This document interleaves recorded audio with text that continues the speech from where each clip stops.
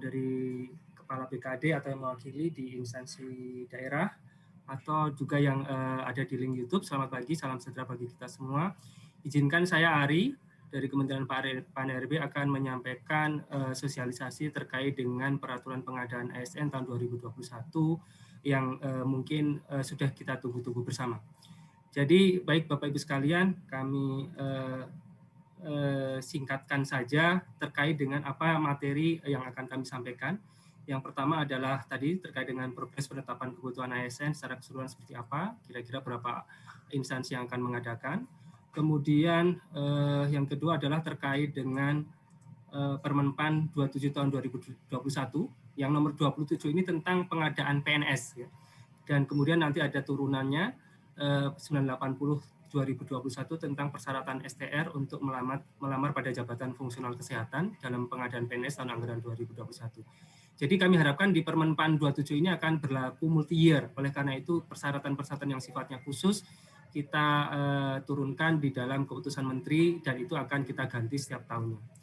Demikian pula terkait dengan keputusan Menpan RB tentang nilai ambang batas. Ini juga akan kita sampaikan tapi menyusul kemudian nanti sebelum pelaksanaan SKD. Dan yang ketiga adalah Permenpan, sebetulnya ada 27, 28, dan 29. Tapi kami sampaikan dulu yang Permenpan nomor 29 tentang pengadaan P3K untuk jabatan fungsional yang secara umum.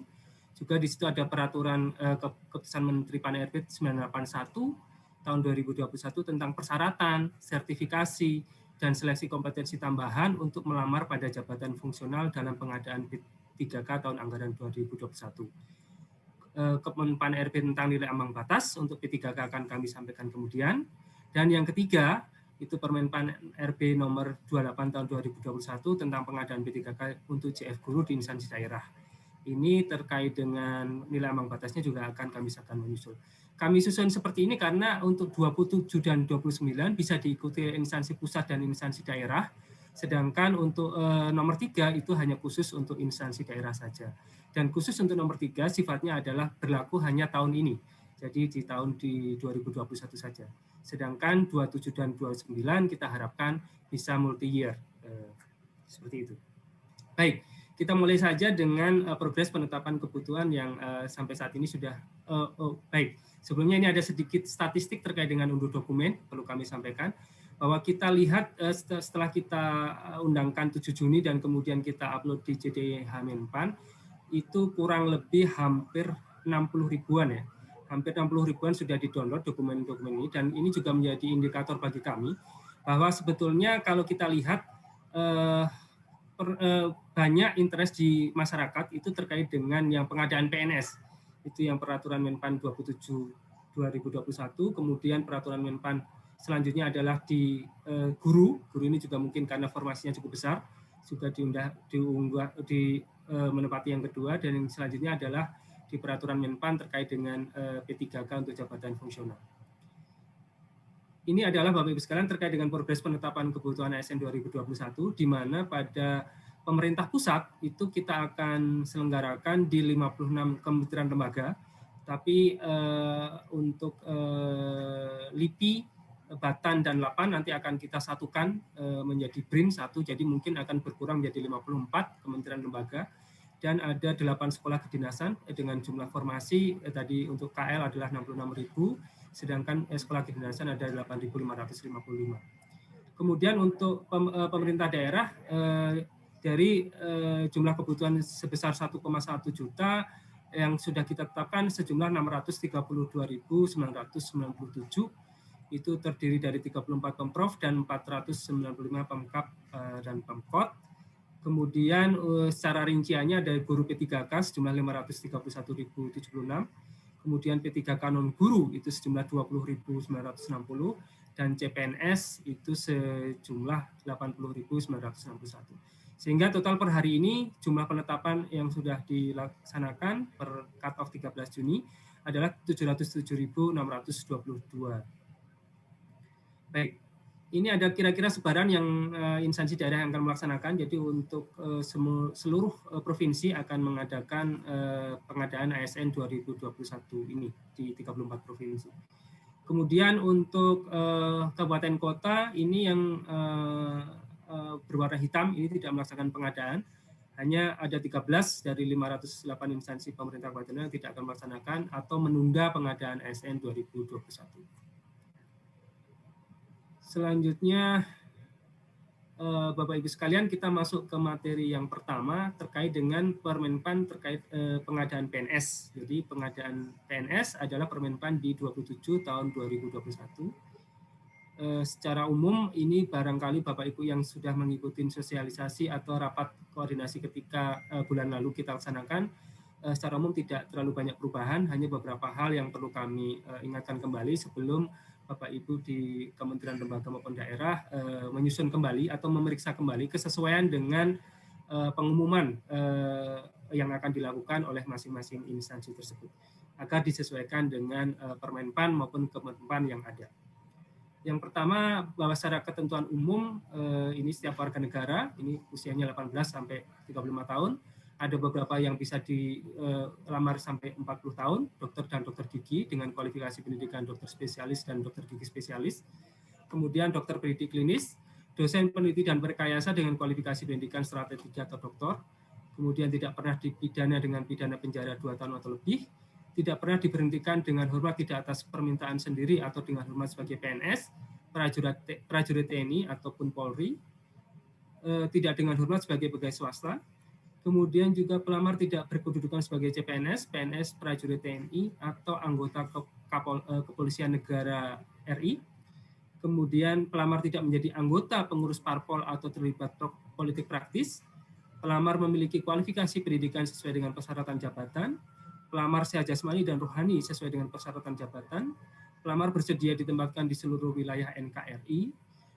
Dan beberapa hal yang kemudian perlu menjadi perhatian bahwa Bapak Ibu sekalian sebagai panitia seleksi instansi perlu membuat surat pernyataan atau surat keterangan bagi peserta agar memenuhi ketentuan-ketentuan di atas, dan apabila kemudian di kemudian hari terdapat kesalahan atau yang disengaja dan seterusnya, maka kemudian yang bersangkutan bisa tidak lolos verifikasi administrasi ataupun digugurkan. Kemudian ketentuan umum secara lainnya Bapak Ibu sekalian bahwa di tahun ini karena ada PNS, kemudian ada P3K yang jabatan fungsional dan juga P3K jabatan fungsional guru, maka jumlah potensi pesertanya cukup besar dan kita akan berlakukan bahwa calon pelamar hanya dapat mendaftar pada satu instansi, satu jenis kebutuhan maksudnya formasi, dan satu jabatan pada tahun anggaran yang sama. Jadi para peserta harus mempertimbangkan baik-baik sejak dari awal apa yang dia ingin lamar, profesi, jabatan apa yang di mana, kemudian juga lokasinya seperti apa, karena pada prinsipnya tidak boleh lagi menggantinya ketika sudah menetapkan pada pelamaran pada satu tempat. Dan kemudian jika pelamar diketahui melamar lebih dari satu instansi dan garis miring atau satu jenis jabatan dan atau jenis jalur kebutuhan PNS atau P3K atau menggunakan dua nomor induk kependudukan yang berbeda, maka pelamar dapat dinyatakan gugur dan garis miring atau dapat dikenakan sanksi sesuai dengan ketentuan peraturan perundang-undangan yang ada.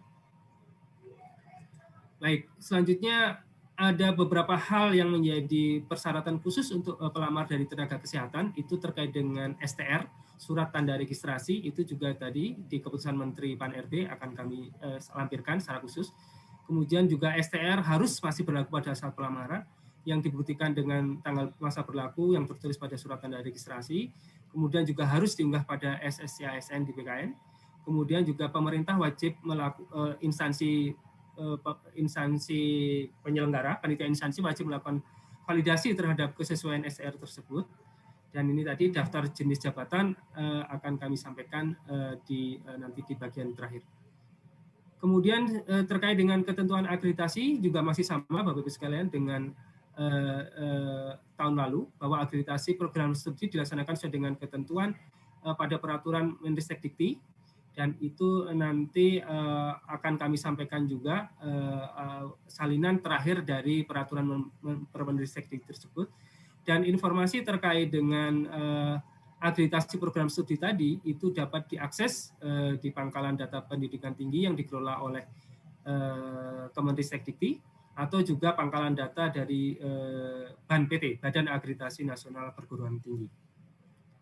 Selanjutnya terkait dengan kebutuhan dan persyaratan khusus itu seperti kami sampaikan juga pada tahun-tahun sebelumnya bahwa instansi pusat wajib mengalokasikan paling sedikit 10% untuk kebutuhan khusus yang di kumlot atau lulusan terbaik. Jadi total alokasi kebutuhan PNS. Jadi hanya total alokasi kebutuhan PNS, bukan PNS plus P3K, tapi hanya PNS-nya saja. Kemudian kalau instansi daerah itu tidak wajib, tapi dapat mengalokasikan kebutuhan khusus kumlot sesuai dengan kebutuhan organisasi berdasarkan penetapan kebutuhan PNS. Jadi silakan kalau instansi daerah mengalokasikan, dipersilakan, tidak juga tidak menjadi masalah. Kemudian pemilihan formasi jabatan dan unit kerja itu dilakukan di SSC ASN. Jadi langsung nanti ketika Bapak Ibu admin di SSC ASN itu melakukan entry dan lain sebagainya, itu silakan di-assign, ditetapkan mana yang akan ditetapkan sebagai formasi untuk kumlot tersebut. Dan selanjutnya dicantumkan dalam pengumuman penerimaan pada masing-masing instansi. Kemudian juga jabatan dan kualifikasi pendidikan untuk formasi khusus tersebut disyaratkan agar pada formasi tersebut ditetapkan juga untuk formasi umum. Jadi kalau bisa yang double, bukan hanya yang satu formasi, kemudian yang satu misalnya untuk kumlot, yang selebih lainnya bisa dilakukan untuk umum atau untuk disabilitas dan seterusnya. Baik, kemudian terkait dengan persyaratan untuk kumlot masih sama, dikhususkan untuk formasi jabatan dengan jenjang pendidikan minimal sarjana. Jadi sarjana, tidak termasuk diploma 4. Ini masih banyak kesalahan di tahun lalu yang juga mengalokasikan untuk D4. Kemudian juga tadi merupakan lulusan kumlot. Kemudian kumlotnya juga persyaratannya adalah PT-nya adalah akreditasi A dan program studinya juga terakreditasi A. Jadi dua-duanya, bukan salah satunya tapi dua-duanya. Perguruan tingginya A dan akreditasi prodinya juga A. Kemudian calon pelamar dari lulusan perguruan tinggi luar negeri dapat mendaftar pada formasi khusus kategori kumlot setelah memperoleh penyataan ijazah dan surat keterangan yang menyatakan predikat kelulusannya setara dengan kumlot tersebut. Kemudian selanjutnya terkait dengan formasi khusus diaspora, Bapak Ibu sekalian. Ini mungkin tidak terlalu banyak yang akan mengalokasikan diaspora. Jabatan-jabatannya juga sudah ditentukan, adalah peneliti, dosen, analis kebijakan, dengan persyaratan tingkat pendidikan paling rendah magister, kemudian perekayasa dengan persyaratan tingkat pendidikan paling rendah sarjana. Kami lihat animo untuk pemerintah daerah masih rendah untuk mengalokasikan diaspora ini sekaligus monggo silahkan kalau memang untuk pemerintah daerah akan mengalokasikan barangkali untuk peneliti ataupun untuk analis kebijakan silakan saja untuk dialokasikan dari jalur diaspora tersebut. Ketentuannya adalah warga negara Indonesia yang memiliki paspor dan bekerja sebagai tenaga profesional di bidangnya dibuktikan dengan surat rekomendasi dari tempat yang bersangkutan bekerja paling singkat 2 tahun, kemudian tidak sedang menempuh pendidikan postdoktoran yang dibayar oleh pemerintah pusat maupun pemerintah daerah, kemudian harus membuat surat pernyataan bermeterai yang menerangkan bebas dari permasalahan hukum, baik di dalam negeri maupun di luar negeri, dan tidak terafiliasi pada ideologi yang bertentangan dengan ideologi Pancasila, usia paling tinggi 35 tahun, kemudian paling tinggi 40 tahun apabila memiliki kualifikasi pendidikan S3, kecuali bagi pelamar pada jabatan analis kebijakan. Kemudian selanjutnya adalah terkait dengan aturan Papua, ini khusus untuk instansi pusat, saya kira sama dengan tahun sebelumnya, untuk instansi yang kurang dari 200, paling sedikit adalah 1, 200 sampai 1000 adalah 2 formasi, kemudian untuk 1000 sampai dengan 2000 itu ada 3 formasi, dan di atas 2000 itu paling sedikit adalah 4 formasi. Dan ini juga untuk instansi pusat bisa saja dialokasikan untuk kantor wilayah yang sekiranya berada di kawasan tersebut. Dan juga bisa dialokasikan lebih besar kalau memang formasi yang didapatkan lebih besar, jadi tidak harus 4 formasi tersebut. Kemudian sebagai persyaratannya untuk yang di Papua itu adalah dibuktikan dengan akta kelahiran atau surat keterangan lahir dan surat keterangan dari kepala suku, kepala desa atau kepala suku. Selanjutnya Bapak Ibu sekalian terkait disabilitas. Jadi untuk penyandang disabilitas itu kita ada 2 jenis Bapak Ibu sekalian. Jadi penyandang disabilitas pada dasarnya nanti bisa melamar di formasi khusus penyandang disabilitas. Namun demikian juga tidak menutup kemungkinan penyandang disabilitas dapat melamar di formasi umum atau formasi khusus lain.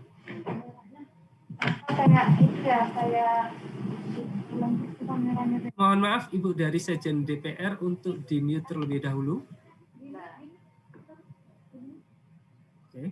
Jadi yang pertama disabilitas bisa melamar di formasi khusus penyandang disabilitas. Tapi juga diberi kesempatan untuk melamar di formasi umum atau formasi khusus lainnya selain penyandang disabilitas. Diberikan kesempatan seluas-luasnya apabila memang memiliki kualifikasi, kompetensi, dan sesuai dengan persyaratan jabatan. Kemudian bagaimana kemudian pengaturannya Bapak-Ibu sekalian, ini tadi bahwa nanti mereka yang melamar di penyandang disabilitas, di formasi khusus penyandang disabilitas, maka akan berlaku passing grade sesuai dengan formasi khusus penyandang disabilitas tersebut. Sedangkan bagi mereka yang melamar di umum atau di kebutuhan lain atau formasi lain selain formasi penyandang disabilitas, maka akan berlaku nilai ambang batas sesuai dengan formasi yang dia lamar. Jadi kalau penyandang disabilitas dia melamar di umum, maka yang berlaku adalah passing grade untuk formasi umum tersebut. Begitu juga kalau misal dia melamar di kumlot, akan berlaku ketentuan-ketentuan yang di kumlot tersebut. Baik, selanjutnya Bapak Ibu sekalian, untuk penyandang disabilitas untuk ada persyaratan yang kemudian pertambahan, yakni terkait wajib melampirkan surat keterangan dari dokter, rumah sakit pemerintah, atau puskesmas yang menerangkan jenis dan derajat kedisabilitasannya.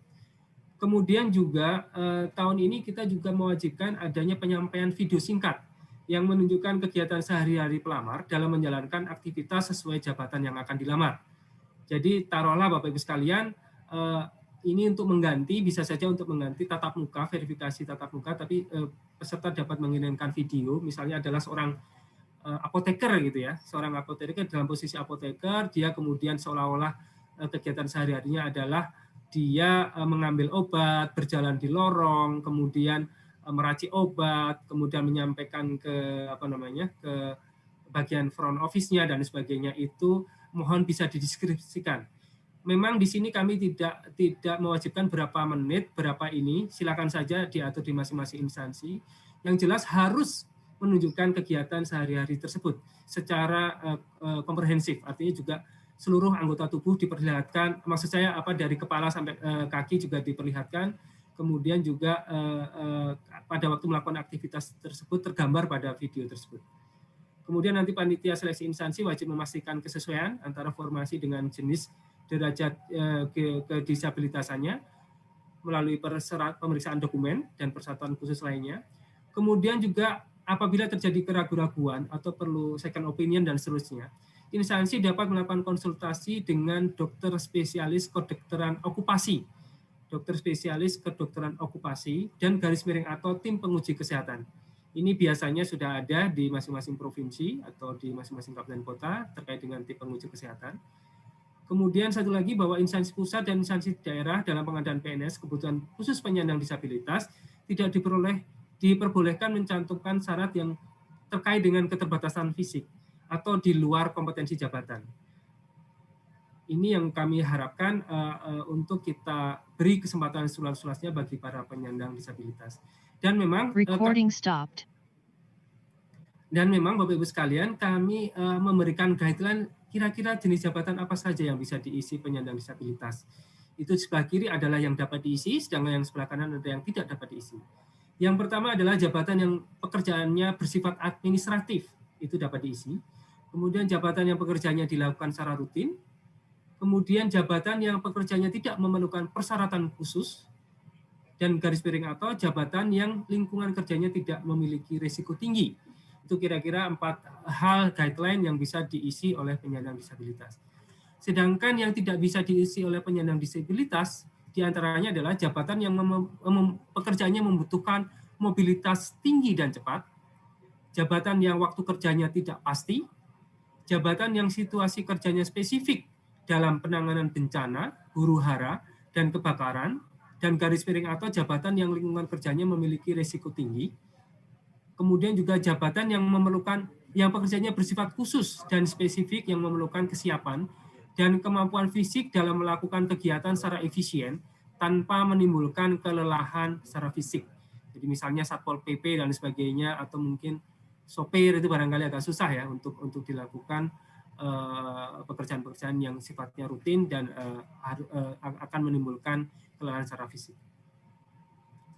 Baik, selanjutnya apa yang perlu diperhatikan untuk penyandang disabilitas ini, bahwa nanti waktu SKD, kalau yang untuk formasi umum, formasi khusus Kumlot dan Papua itu 100 menit waktu SKD-nya, sedangkan untuk disabilitas SKD-nya adalah 130 menit. Tapi bagi mereka yang melamar di formasi penyandang disabilitas.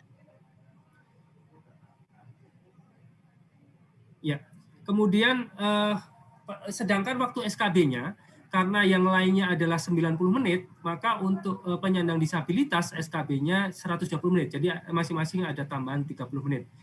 Kemudian nanti panitia penyelenggara, instansi, dan garis miring atau BKN akan menyediakan aksesibilitas di lingkungan tempat pelaksanaan seleksi sesuai dengan kebutuhan penyandang disabilitas, dan juga akan menyediakan pendamping atau apabila dibutuhkan aplikasi pendukung untuk penyandang disabilitas sensorik netra. Baik, kemudian terkait dengan beberapa hal tahapan pengadaannya sendiri, ini ada perencanaan, pengumuman lowongan, pelamaran, seleksi, pengumuman hasil akhir, pengangkatan calon PNS, dan pengangkatan PNS. Yang terkait perencanaan, saya pikir sudah jelas, di situ ada jadwal pengadaan, kemudian instansi perlu menyediakan helpdesk, call center, media sosial resmi, kemudian ada prasarana dan prasarana pengadaan PNS, peraturan, pedoman, petunjuk teknis, dan sebagainya. Kemudian tadi penentuan formasi-formasi khusus, mana yang mau di-assign untuk disabilitas, mana yang di-assign untuk kumlot, dan seterusnya. Kemudian penyusunan pedoman SKB tambahan kalau memang diperlukan adanya SKB tambahan. Kemudian terkait dengan seleksi, ada seleksi administrasi, kemudian nanti ada masa sanggah, kemudian masuk ke SKD, kemudian masuk ke SKB, pengumuman hasil akhir, dan kemudian ada masa sanggah yang kedua, dan selanjutnya adalah pengangkatan calon PNS. Terkait dengan SKD, Bapak Ibu sekalian, itu SKD akan menggunakan, SKD CPNS akan menggunakan sistem CAT-BKN, kemudian akan meliputi tes wawasan kebangsaan, dan tes intelijensia umum, dan tes karakteristik pribadi. Sedangkan pelaksanaan SKD ini pada dasarnya 100 menit, tapi tadi untuk disabilitas netra ada menjadi 130 menit. Kemudian peserta dinyatakan oleh SKD dan berhak mengikuti SKB apabila memenuhi nilai ambang batas dan berada pada peringkat tertinggi dari 3 kali jumlah kebutuhan jabatan. Jadi yang diambil adalah 3 kali jumlah formasinya. Kemudian terkait dengan materi SKD, ini ada TWK, isinya adalah seperti ini. Kemudian TIU juga isinya adalah seperti ini. TKP isinya adalah seperti ini. Hanya ada satu tambahan yang di TKP yang membedakan dengan tahun lalu, yakni ada kita perkuat dari unsur anti radikalismenya. Jadi di tahun ini ada materi-materi yang penguatan terkait dengan anti radikalisme. Kemudian ketentuan terkait dengan SKB CPNS, ini tadi juga kami sudah sampaikan bahwa pada dasarnya SKB menggunakan sistem CAT-BKN, dan kemudian durasi waktunya adalah 90 menit. Kemudian kalau perlu diperlukan SKB tambahan, panitia seleksi harus membuat pedoman yang pelaksanaannya disampaikan kepada Menteri PAN-RB untuk mendapatkan persetujuan terlebih dahulu. Kemudian beberapa hal terkait dengan SKB tambahan sesuai dengan Permenpan yang ada, bahwa seandainya SKB tambahan tersebut dilakukan, maka SKB dengan CAT merupakan nilai utama dengan bobot paling rendah adalah 50% dari nilai SKB secara keseluruhan. Kemudian tes wawancara pada SKB selain dengan sistem chat diberi bobot paling tinggi 30%, jadi tidak boleh lebih dari 30%. Dan kemudian ketentuan bahwa apabila terdapat tes berupa uji penambahan nilai dari sertifikat kompetensi, maka diberikan bobot paling tinggi 20% dari nilai SKB secara keseluruhan. Sedangkan pada instansi daerah, bisa menambahkan SKB tambahan tapi bukan dalam bentuk wawancara. Kemudian apabila menambahkan dengan SKB tambahan, maka bobotnya tidak boleh lebih dari 40%. Selanjutnya beberapa jenis bentuk SKB tambahan tersebut adalah psikotes, tes potensi akademik, tes kemampuan bahasa asing, tes kesehatan jiwa, tes kesegaran jasmani atau tes kesamaptaan, tes praktek kerja, uji penambahan nilai dari sertifikat kompetensi, wawancara, dan garis miring atau tes lain sesuai dengan persyaratan jabatan. Selanjutnya terkait dengan pengolahan nilai akhir, Bapak-Ibu sekalian, bahwa secara ketentuan masih berlaku kelulusan ditentukan oleh 40% dari nilai SKD ditambahkan dengan 60% dari nilai SKB. Kemudian jika pada kesempatan terakhir setelah integrasi tersebut masih terdapat nilai yang sama, maka penentuan kelulusan akhir dilakukan secara berurutan didasarkan pada pertama adalah nilai kumulatif SKD-nya yang tertinggi. Jadi nilai total SKD-nya tertinggi dulu yang akan kita utamakan kalau terjadi kesamaan nilai. Kemudian apabila masih sama juga, maka akan ditentukan secara berurutan dari nilai TKP, tes karakteristik pribadi, kemudian TIU, dan selanjutnya ke TWK terakhirnya. Jika masih sama juga, maka nilai ditentukan berdasarkan nilai IPK yang tertinggi bagi lulusan diploma, sarjana, dan magister, sedangkan untuk lulusan SMA atau sederajat berdasarkan nilai rata-rata yang tertinggi yang tertulis di ijazah. Dan apabila di C, proses C masih sama lagi, maka yang digunakan sebagai penentuan adalah usia pelamar yang tertinggi yang digunakan. Kemudian mekanisme pengisian kebutuhan jabatan yang belum terisi, saya kira tidak ada perubahan dengan sistem yang tahun lalu. Jadi nanti kalau ada kebutuhan umum yang belum terpenuhi, maka bisa diisi dari pemenuhan khusus sepanjang jabatan, kualifikasi, pendidikan, dan unit kerja penempatannya sama, serta memenuhi PG SKD, passing grade SKD, jenis formasi umum, dan berperingkat terbaik. Begitu juga kalau khusus ada yang kosong, maka bisa diisi dari umum maupun dari formasi khusus lainnya. Kemudian jika masih ada yang kosong lagi, maka khusus untuk instansi daerah, maka bisa diisikan dari unit kerja penempatan yang berbeda. Jadi kalau misalnya dokter di puskesmas A itu kosong, ternyata di puskesmas B masih terdapat kekosongan, di A dan B terisi, tapi masih ada yang kalah, kemudian di C terjadi kekosongan, maka dalam satu kabupaten kota, di puskesmas yang kosong tersebut masih bisa diambilkan dokter dari puskesmas A dan B. Kemudian bagi instansi pusat itu juga bisa melakukan pengelompokan, jadi pengelompokan untuk unit penempatan lokasi kebutuhan yang sama, maka nanti pengisian kebutuhan jabatan yang belum terpenuhi hanya diberlakukan pada kebutuhan jabatan yang telah dikelompokkan tersebut. Jadi ini khusus untuk pusat, bisa dilakukan pengelompokan, baik nanti di level eselon yang lebih tingginya, eselon 2 atau eselon 1, atau bisa berdasarkan zona geografis tertentu, zona wilayah tertentu. Baik, saya kira ini mekanisme pengisian kekosongan yang tidak terisi. Jadi pertama dilakukan umum, kumlot, disabilitas. Di sini misalnya sebagai contoh disabilitas yang ada yang kosong, maka kemudian nanti dari peserta umum yang sudah kalah, kumlot yang sudah kalah tapi memenuhi nilai ambang batas SKD formasi umum itu nanti dapat mengisi dan seterusnya. Ini tadi gambarannya seperti ini. Kemudian ini sebaliknya ya, kalau formasi umum yang kosong juga masih bisa diisi sebaliknya. Dan ini khusus untuk daerah, apabila tadi di puskesmas masih terjadi kekosongan, maka bisa diisi dari misalnya perawat dari tempat lainnya. Dan itu seluruhnya dilakukan by system, Bapak Ibu sekalian. Dilakukan by system di BKN, jadi tidak berdasarkan pengusulan secara manual. Jadi Bapak Ibu nanti di instansi daerah tidak perlu mengusulkan mana yang mau diisi, mana siapa yang diisi, tapi seluruhnya akan dilakukan by system. Kemudian terkait dengan masa sanggah, ada beberapa hal yang kami perlu menjadi perhatian, bahwa masa sanggah dilakukan 2 kali selama proses seleksi pengadaan PNS. Yang pertama pada saat selesai pengumuman seleksi administrasi. Yang kedua pada hasil akhir seleksi, jadi setelah integrasi SKD dan SKD. Pelamar dapat mengajukan sanggahan paling lama 3 hari sejak hasil seleksi diumumkan melalui SSC ASN. Kemudian panitia seleksi instansi dapat menerima atau menolak alasan sanggahan yang diajukan oleh pelamar. Kemudian panitia seleksi instansi dapat menerima alasan sanggahan dalam hal kesalahan bukan berasal dari pelamar. Kemudian panitia seleksi instansi mengumumkan jawaban sanggahan paling lama 7 hari sejak berakhirnya waktu pengajuan sanggah. Sehingga prosesnya 3 plus 7, 10 hari. Ini harus diselesaikan dalam 10 hari tersebut terkait dengan masa sanggah ini. Selanjutnya ada ketentuan lain bahwa pelamar yang mengundurkan diri setelah dinyatakan lulus tahap akhir seleksi dan telah mendapat persetujuan NIP dari Kepala BKN kepada yang bersangkutan diberikan sanksi tidak boleh melamar pada penerimaan ASN untuk 1 periode berikutnya.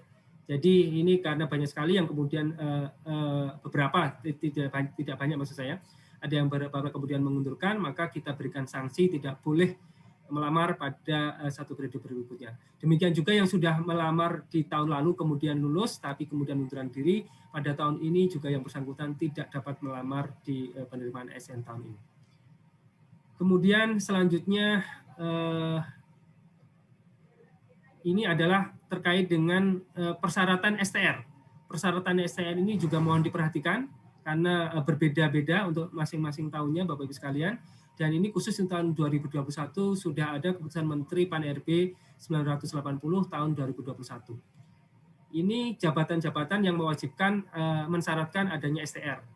Dokter pendidik klinis, dokter gigi dan seterusnya ke bawah, dan bukan merupakan STR internship ya bagi profesi dokter.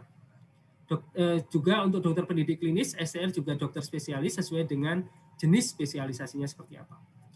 Kemudian bidan ahli, bidan terampil, sedangkan administrator kesehatan, entomolog kesehatan ahli, entomolog kesehatan terampil, epidemiolog kesehatan ahli, epidemiolog kesehatan terampil tidak mewajibkan adanya STR.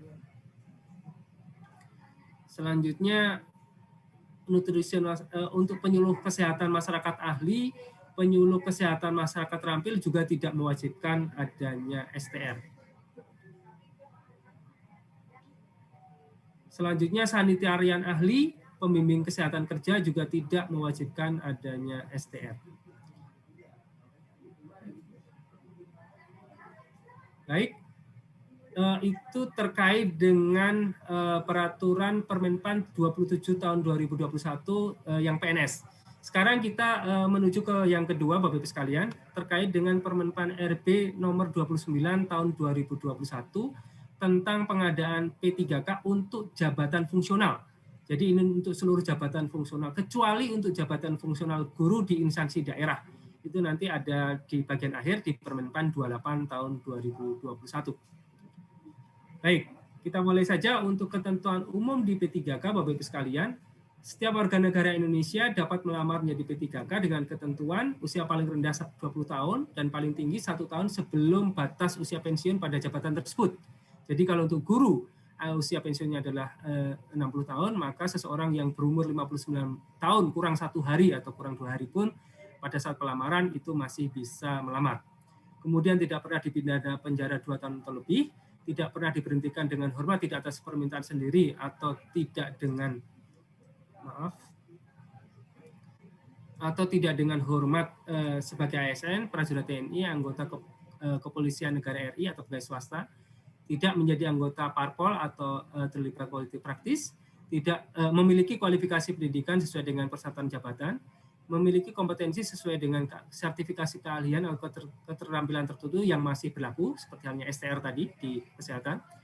Kemudian sehat jasmani dan rohani sesuai dengan persyaratan jabatan yang dilamar. Persyaratan lain sesuai dengan kebutuhan jabatan yang ditetapkan oleh BPK.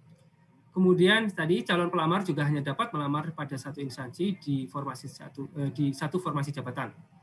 Kemudian ada persyaratan minimal 3 tahun berpengalaman di bidang kerja yang relevan dengan jabatan fungsional yang dilamar.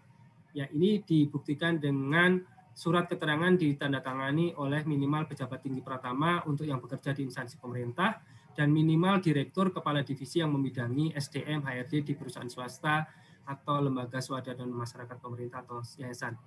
persyaratan-persyaratan terkait dengan 3 tahun dan STR, kemudian sertifikasi dan sebagainya, kita atur dalam keputusan Menteri. Nanti kami sampaikan juga di bagian terakhir. Kemudian terkait dengan penyandang disabilitas, jadi pada prinsipnya berbeda dengan CPNS, untuk penyandang disabilitas tidak disediakan formasi khusus di P3K. Namun demikian mereka dapat melamar pada seluruh formasi yang ada, dan kemudian ketika yang bersangkutan terverifikasi sebagai disabilitas, maka nanti akan ada penambahan nilai sebesar 10% pada seleksi kompetensi teknisnya. Sedangkan secara persyaratannya untuk penyandang disabilitas sama halnya tadi, memiliki jasa yang sesuai dengan kualifikasi pendidikannya, sesuai dengan persyaratan jabatan. Kemudian juga pada saat pelamaran di SSC ASN nanti juga wajib menyatakan bahwa yang bersangkutan penyandang disabilitas.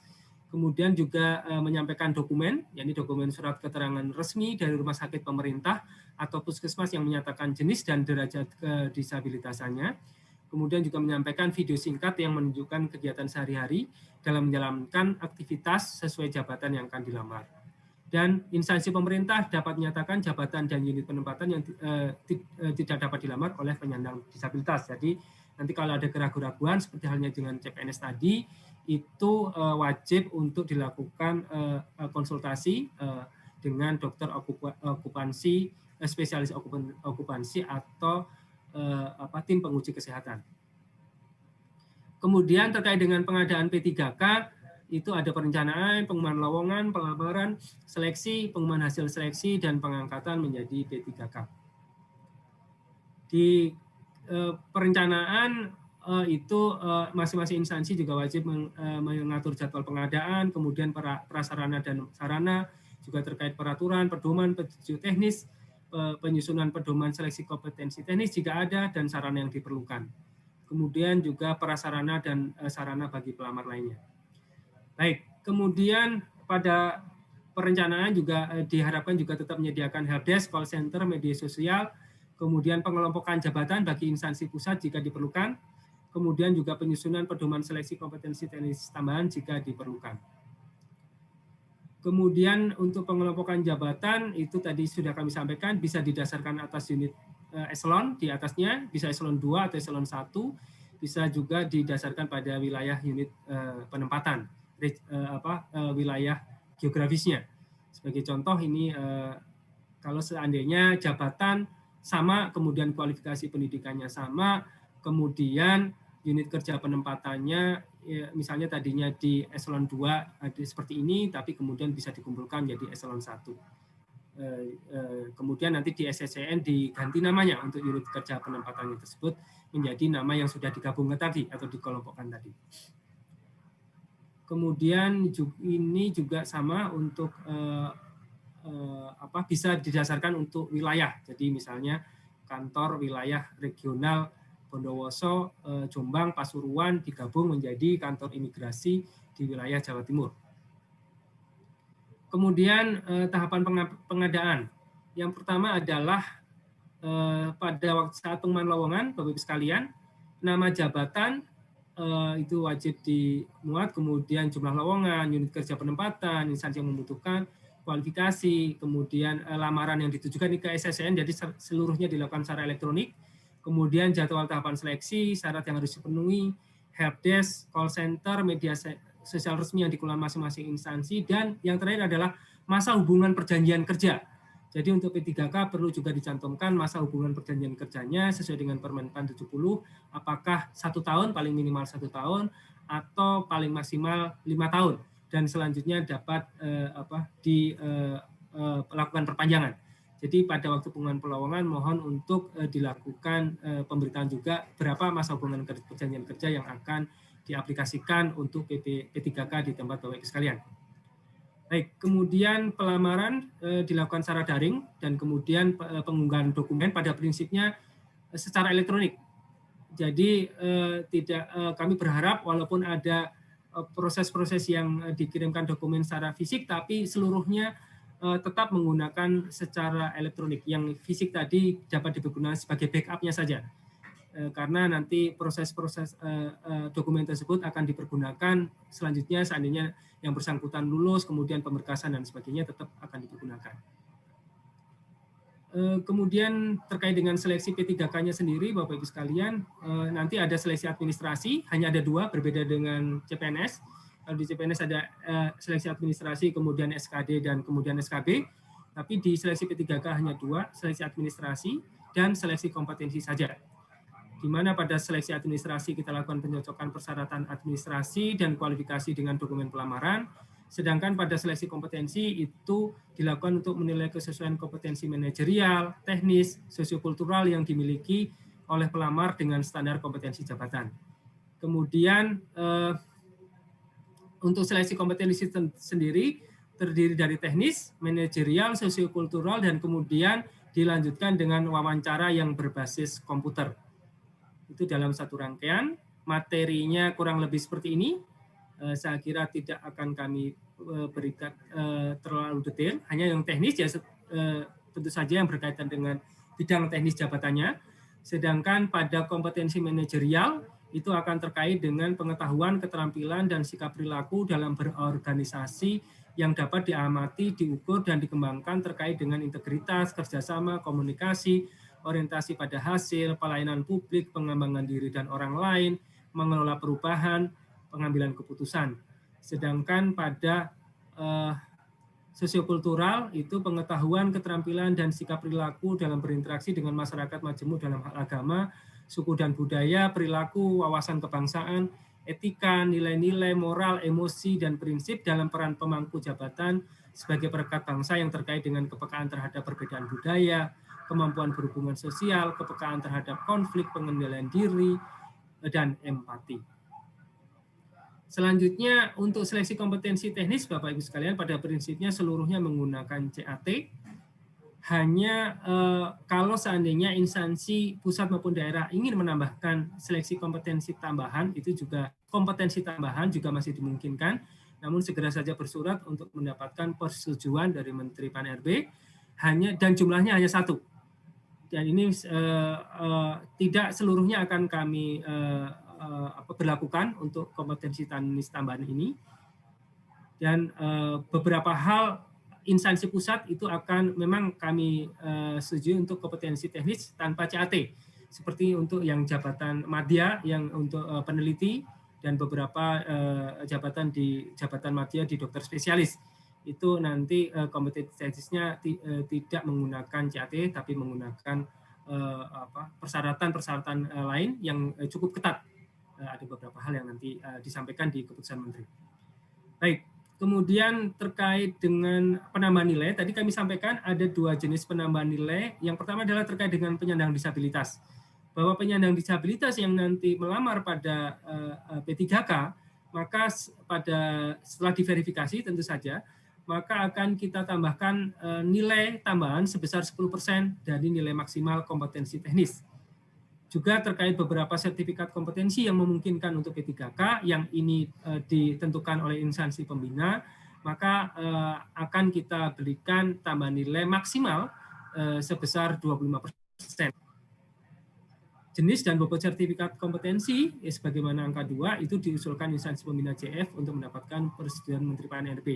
Dan alhamdulillah nanti di bagian akhir juga akan kami sampaikan terkait dengan keputusan Menteri Pan-RB untuk jabatan mana saja yang melakukan sertifikasi kompetensi tersebut. Selanjutnya Bapak Ibu sekalian, bahwa penambahan nilai tersebut paling maksimum adalah 100%.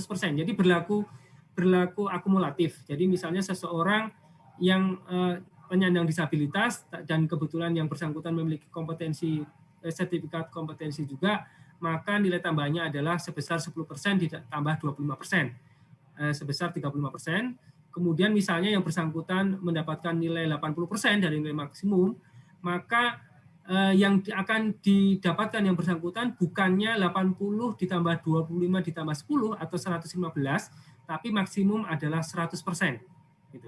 Jadi maksimumnya tetap 100%. Itu yang kita sebut dengan bahwa nilai tambahan secara kumulatif tidak dapat melebihi 100% dari total nilai seleksi kompetensi teknisnya. Baik, Selanjutnya seleksi wawancara, Bapak Ibu sekalian, bahwa sesuai dengan PP yang ada, seleksi wawancara dilakukan dengan mempertimbangkan integritas dan moralitas itu akan dilaksanakan dengan metode CAT.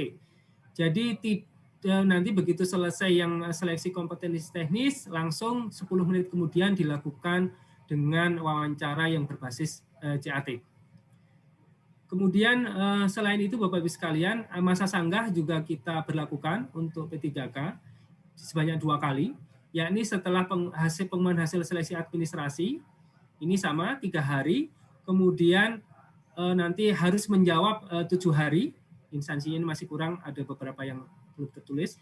Kemudian juga pada nanti selesai hasil akhir seleksi, juga nanti diajukan sanggahan 3 hari oleh pelamar, kemudian dijawab oleh instansi selama 7 hari. Kemudian pengisian formasi kosong pada prinsipnya mirip, tapi hanya tidak ada pengisian di formasi khusus ke formasi umum dan sebaliknya, ya, karena di P3K kita tidak membagikan formasi tersebut seperti itu.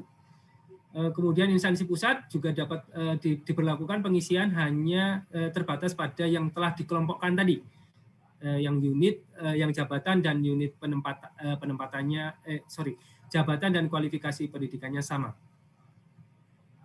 Kemudian pada waktu pengumuman hasil akhir itu juga sama, kita berlakukan punishment apabila yang bersangkutan ternyata kemudian mengundurkan diri, sama halnya dengan CPNS. Kemudian pada periode berikutnya tidak bisa melamar, seperti itu. Pada prinsipnya kita akan melakukan seperti itu. Baik, selanjutnya adalah keputusan Menteri Pan-RB 981 tahun 2021 tentang persyaratan, sertifikasi, dan seleksi kompetensi teknis tambahan untuk melamar pada jabatan fungsional dalam pengadaan P3K tahun anggaran 2021. Jadi sekali lagi ini merupakan tambahan dari Permenpan tadi, yang ini hanya kita berlakukan di tahun 2021. Pada prinsipnya ada beberapa jabatan fungsional yang kemudian dari instansi pembinanya sudah mengusulkan beberapa persyaratan yang akan diberlakukan. Sedangkan persyaratan secara umumnya Bapak Ibu sekalian adalah bahwa setiap pelamar yang melamar pada jabatan fungsional dalam pengadaan P3K wajib memiliki pengalaman paling singkat adalah 3 tahun. 3 tahun di bidang kerja yang relevan dengan jabatan fungsional yang dilamar untuk jenjang pemula, terampil, dan ahli pertama. Sekali lagi untuk jenjang pemula, terampil, dan ahli pertama itu paling singkat 3 tahun. Sedangkan untuk jenjang mahir, penyelia, ahli muda dan ahli madya paling singkat adalah 5 tahun. Ya. Ini yang untuk B ini belum ada di instansi daerah, sebagian besar. Untuk yang B hanya ada di instansi pusat. Itu diberlakukan untuk ahli muda dan ahli madya paling singkat adalah 5 tahun. Kemudian persyaratan tersebut dibuktikan tadi ditandatangani oleh surat keterangan yang ditandatangani oleh pejabat tinggi Pratama. Ya. Kemudian untuk mereka yang bekerja pada perusahaan swasta, lembaga swadaya non pemerintah atau yayasan, itu paling rendah adalah direktur atau kepala divisi atau yang membidangi SDM atau Human Resource Development. Selanjutnya kami sampaikan beberapa contoh ya Bapak Ibu sekalian yang P3K yang membutuhkan persyaratan wajib tambahan atau yang bisa diberlakukan ya tambahan nilai sebesar maksimal 25% untuk beberapa jenis jabatan fungsional. Misalnya penerjemah. Penerjemah kalau yang bersangkutan melamar dari semua jurusan bahasa asing maupun bahasa daerah dan kemudian menyampaikan sertifikasi profesi penerjemah dari Himpunan Penerjemah Indonesia atau hasil uji kemahiran berbahasa Indonesia UKBI 2 tahun terakhir dengan predikat sangat unggul atau istimewa, maka akan kita berikan tambahan nilai dari sertifikat ini sebesar 25%. Atau misalnya memiliki TOEFL ITP 2 tahun terakhir dengan skor 570, kemudian TOEFL IBT dan seterusnya. Juga termasuk bahasa Jepang dan seterusnya. Ini contoh untuk yang lainnya, ada contoh untuk dosen, kemudian contoh untuk asesor manajemen mutu industri. Jadi ada persyaratan wajib tambahan bahwa yang bersangkutan untuk ahli pertama wajib memiliki sertifikat ISO 9001 Lead Auditor Training atau IRCA Certified. Ini sesuai dengan yang dipersyaratkan oleh instansi pembina. Kemudian juga terkait dengan Widya Iswara.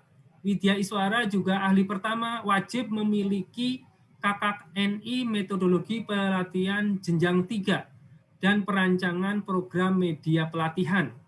Itu untuk Widya Iswara ahli pertama. Sedangkan misalnya ada contoh untuk yang penambahan nilai.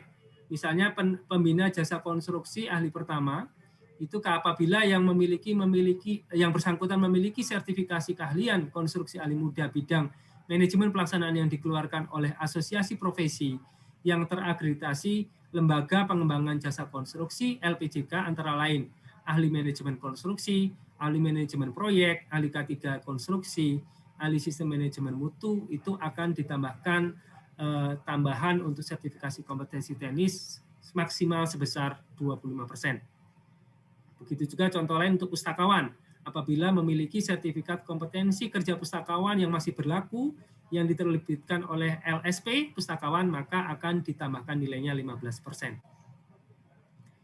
Baik, ini untuk pengadaan barang dan jasa ada persyaratan wajib tambahan, yakni memiliki sertifikat keahlian pengadaan barang jasa tingkat dasar yang diterbitkan oleh Lembaga Kebijakan Pengadaan Barang Jasa Pemerintah LKPP. Untuk rescuer ini cukup banyak persyaratan wajib tambahnya, saya pikir tidak akan saya bacakan satu persatu di sini. Kemudian Pranata Humas, itu ada sertifikat yang diakui juga dengan tambahan 10%.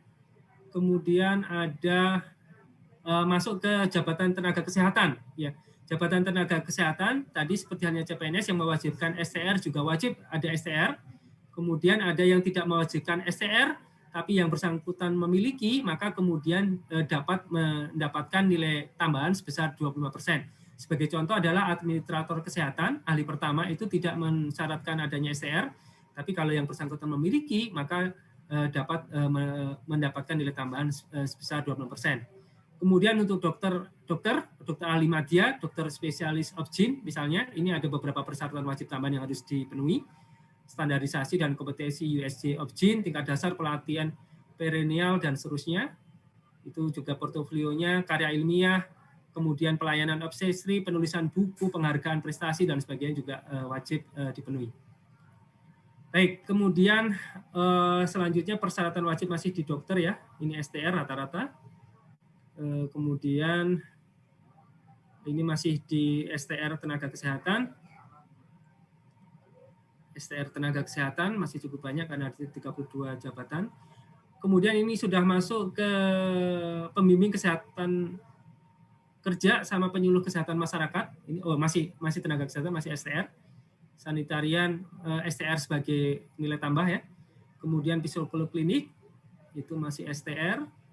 Kemudian untuk peneliti ini saya pikir khusus untuk peneliti di ahli madya ada persyaratan khusus yang nanti akan diterapkan oleh BRIN.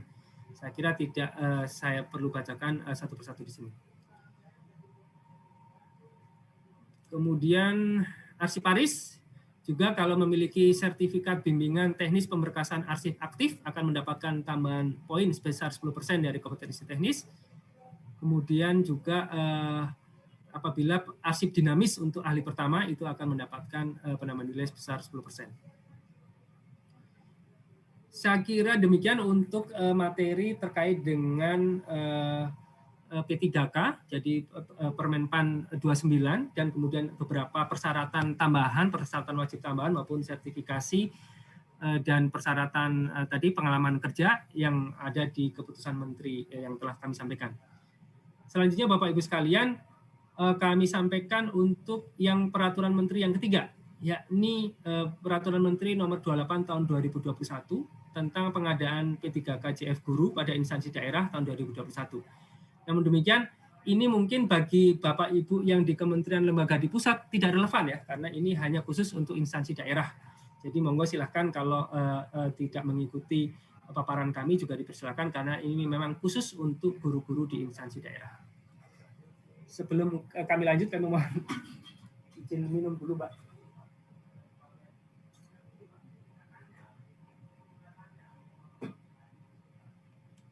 Baik, terima kasih Pak Ari. Akan dilanjutkan lagi paparannya Pak. Ya, siap. Silakan Pak. Baik, mohon izin untuk break sebentar. Selanjutnya tahapan pengadaan P3K guru Bapak Ibu sekalian. Pertama adalah perencanaan, kemudian pengumuman lowongan, kemudian pelamaran, kemudian seleksi, kemudian pengumuman hasil seleksi, dan pengangkatan menjadi P3K. Peserta seleksi. Jadi P3K guru ini peserta seleksinya secara khusus ada 4 jenis ini Bapak Ibu sekalian. Yang pertama adalah tenaga honorer kategori 2 sesuai dengan database THK2 di BKN. Jadi database ini sudah ada di BKN dan itu sudah fix nama-namanya Bapak Ibu sekalian.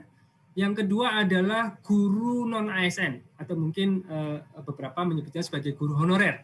Guru non-ASN yang masih aktif yang mengajar di sekolah negeri di bawah kewenangan pemerintah daerah dan terdaftar sebagai guru di Dapodik di Kementerian Pendidikan dan Kebudayaan.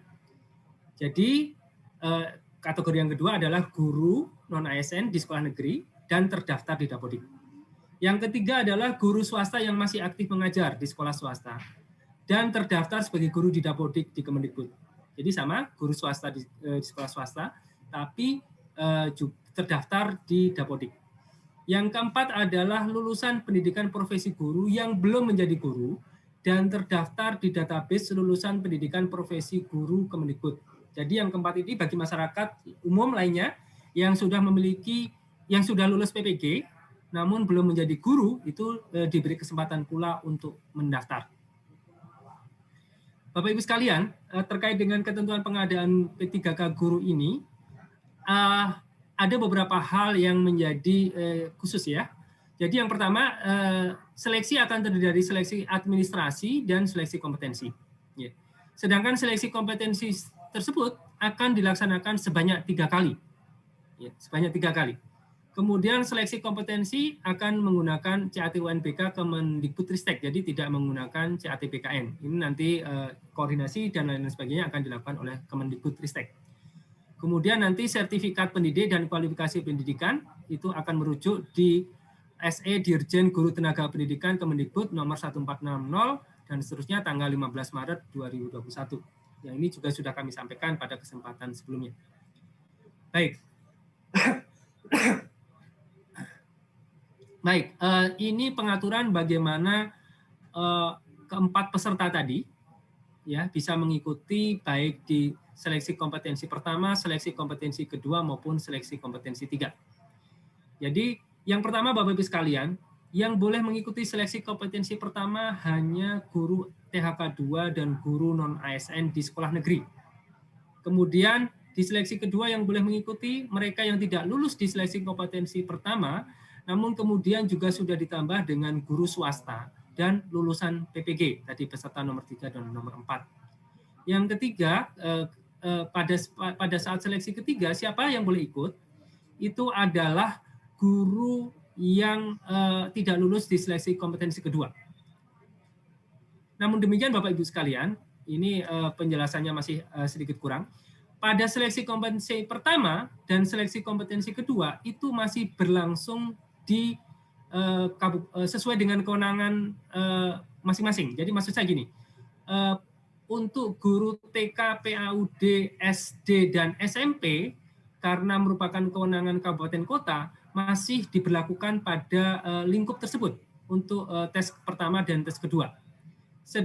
Sedangkan untuk guru SMA, SMK, SLB itu karena merupakan kewenangan provinsi, maka dilakukan pada lingkup provinsi tersebut. Jadi belum bisa lintas kewenangan, belum bisa lintas provinsi maupun kabupaten kota.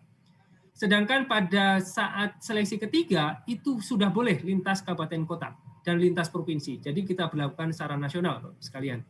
Ini yang membedakan. Dan ini kira-kira aturannya, alurnya nanti adalah, alur garis besarnya adalah seperti ini. Nanti pada saat pertama, itu seluruh peserta, jadi peserta pertama, kedua, ketiga, keempat, itu akan membuat akun di SSCN. Kemudian pada seleksi kompetensi pertama itu hanya peserta pertama dan kedua saja yang bisa memilih formasi. Ya, peserta pertama dan kedua saja yang bilang formasi. Kemudian peserta yang sudah tersedia formasi di tempat sekolahnya, dia harus melamar atau akan langsung ditempatkan formasinya sesuai dengan tempat sekolah dia mengajar saat ini. Kemudian bagaimana kalau tidak tersedia atau formasinya tidak tersedia, maka yang bersangkutan melamar di sekolah atau di jabatan lain yang sesuai dengan sertifikat pendidik atau kualifikasi yang bersangkutan, tapi masih dalam satu instansi. Kemudian yang kedua, akan dilakukan seleksi ya. Jadi seleksi kemudian lulus. Ada yang tidak lulus. Di seleksi kedua, seleksi pertama yang lulus itu langsung bisa dilakukan pemberkasan. Sedangkan tentunya ada masa sanggah dan sebagainya Bapak Ibu sekalian. Dan yang tidak lulus maka diberi kesempatan untuk mengikuti seleksi kompetensi yang kedua. Dan pada saat ini peserta pertama dan kedua akan memilih kembali formasi yang belum terisi. Ya. Jadi bisa saja formasi-formasi dari seleksi kompetensi pertama masih ada yang belum terisi, itu silakan dipilih lagi sesuai dengan serdik dan kualifikasi yang bersangkutan. Kemudian peserta 1 dan 2 dan 3 tidak dapat melamar di instansi lain, masih dalam satu kewenangan. Hanya pelamar 4, ya ini lulusan PPG, itu melamar di instansi sesuai dengan domisilinya. Ya, nanti akan dicek sesuai dengan NIK-nya, yang bersangkutan harus sesuai dengan domisilinya. Kemudian akan berlangsung, ya seleksi kompetensi kedua akan berlangsung. Kemudian misalnya lulus, ada yang lulus dan ada yang tidak lulus. Dan bagi mereka yang tidak lulus akan berlanjut di seleksi kompetensi 3, tapi saat ini berlangsung secara nasional. Jadi nanti peserta bisa memilih formasi secara nasional di tempat lain sesuai dengan serdik atau kualifikasi yang bersangkutan. Jadi dari kabupaten A boleh nggak milih kabupaten B, boleh ke provinsi C, dan seterusnya. Juga boleh yang tadinya di SMP, boleh memilih ke SMA, SMA boleh memilih ke SMP, dan seterusnya sesuai dengan serdik dan kualifikasi yang bersangkutan. Kemudian Bapak Ibu sekalian, setelah itu selesai, ya, nanti seleksi kompetensi 3 selesai, itu ada mekanisme pengisian kebutuhan yang belum terpenuhi. Jadi ada formasi-formasi yang kosong itu akan kita penuhi dengan mekanisme yang secara otomatis. Jadi tidak melakukan seleksi lagi. Tidak akan melakukan seleksi lagi, akan kita akan melakukan secara otomatis bagi mereka yang memenuhi nilai ambang batas dan berperingkat terbaik. Dan itu nanti akan ditempatkan sesuai dengan jabatan, bentuk satuan pendidikan, dan instansi yang dilamar, di mana metode penentuan sekolah tersebut akan ditentukan kemudian, nanti bersama-sama dengan Kementerian Pendidikan dan Kebudayaan. Baik, selanjutnya ada satu hal lagi Bapak Ibu sekalian yang perlu menjadi perhatian, bahwa nilai passing grade itu pada seleksi kompetensi pertama, kedua, ketiga bisa dipergunakan. Jadi seandainya seseorang melamar pada jabatan taruhlah guru PPKN SMP gitu ya, guru PPKN SMP pada seleksi kompetensi pertama, dia lulus passing grade tapi kemudian dia tidak lolos formasi karena kalah saingan, dan kemudian dia harus masuk ke seleksi kompetensi kedua, maka pada saat seleksi kompetensi kedua, passing grade yang bersangkutan masih bisa dipergunakan. Dan dia juga masih tetap bisa mengikuti seleksi di kompetensi kedua tersebut. Dan kemudian kalau yang bersangkutan juga lulus passing grade, maka dia diberi kesempatan untuk memilih yang terbaik mana passing grade-nya di antara seleksi kompetensi pertama ataupun seleksi kompetensi kedua. Begitu juga pada waktu seleksi kompetensi ketiga. Maka nilai seleksi yang lulus passing grade kompetensi pertama, kedua masih akan diperhitungkan dengan catatan Bapak Ibu sekalian, dengan catatan jabatan dan bentuk satuan pendidikannya sama. Jadi kalau tadi melamar pada guru PPKN SMP, di pertama, kedua, dan ketiga juga melamarnya pada jabatan yang sama. Tapi kalau kemudian yang ketiga, misalnya ya, yang ketiga dia melamar pada guru PPKN SMA, maka kemudian passing grade yang pertama dan kedua menjadi tidak bisa diperhitungkan. Itu aturannya. Kemudian ini adalah contoh kasusnya pada seleksi kompetensi pertama, pelamar yang memiliki sertifikasi sejarah melamar guru PS pada SMP dan lulus nilai ambang batas namun tidak lulus seleksi. Pelamar tersebut melamar kembali pada seleksi kompetensi kedua, memilih guru kelas pada sekolah dasar. Nilai seleksi kompetensi pertama tidak dapat digunakan karena peserta mendaftar di jabatan yang berbeda. Ini aturannya. Tadi mungkin penekanan dari apa yang telah kami sampaikan di sebelumnya. Baik. Kemudian Bapak Ibu sekalian, ada mekanisme penambahan nilai pada kompetensi teknis. Jadi ini pemerintah mencoba untuk mengapresiasi beberapa hal terkait dengan sertifikat pendidik, kemudian juga disabilitas, dan terkait dengan usia, dan kekhususan terkait dengan THK X kategori 2. Ada 4 yang kita akomodir Bapak Ibu sekalian. Yang pertama adalah bagi mereka yang memiliki sertifikat pendidik yang linear dengan jabatan yang dilamar, sesuai dengan jabatan yang dilamar, maka akan diberikan nilai 100% dari nilai maksimum kompetensi teknisnya. Jadi berlaku untuk semua peserta yang memiliki sertifikat pendidik yang linear dengan jabatan yang dilamar. Jadi akan mendapatkan nilai 100% untuk yang memiliki sertifikat pendidik yang linear. Kemudian apabila yang kedua, tambahan nilai apabila yang bersangkutan berusia di atas 35 tahun. Ini berlaku untuk peserta di atas 35 tahun dan berstatus aktif sebagai guru selama 3 tahun terakhir berdasarkan data Dapodik. Jadi berusia 35 tahun dan statusnya aktif sebagai guru 3 tahun terakhir. Itu juga akan mendapatkan penambahan nilai 15%. Kemudian yang ketiga adalah penyandang disabilitas. Ya.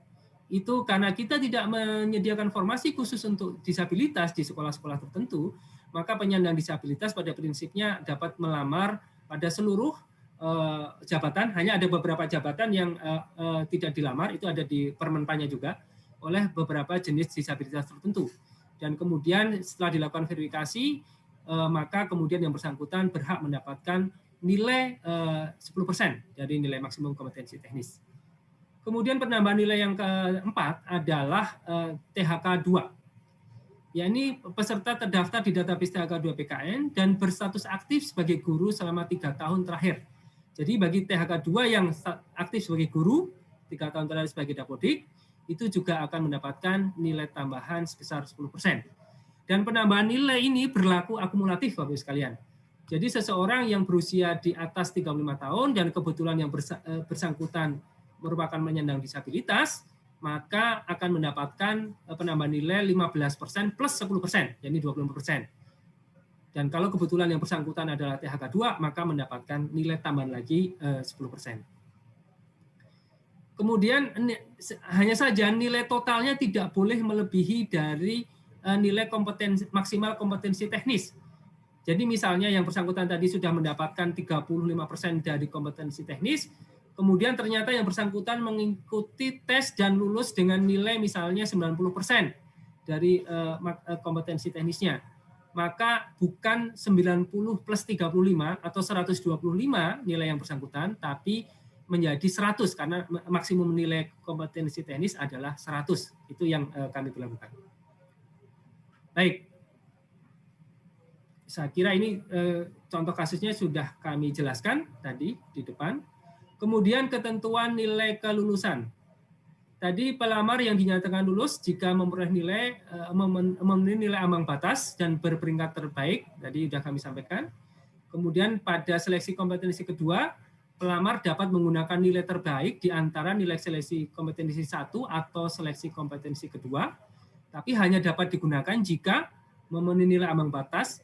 Dan pada seleksi kompetensi kedua, pelamar memilih jabatan dan bentuk satuan pendidikan yang sama dengan seleksi kompetensi pertama. Kemudian nilai seleksi kompetensi kedua hanya dapat dipergunakan jika memenuhi nilai ambang batas. Begitu juga pada saat tes ketiga tadi, nilai ambang batas pertama, kedua, dan ketiga dapat dipergunakan dengan ketentuan yang mirip dengan sebelumnya.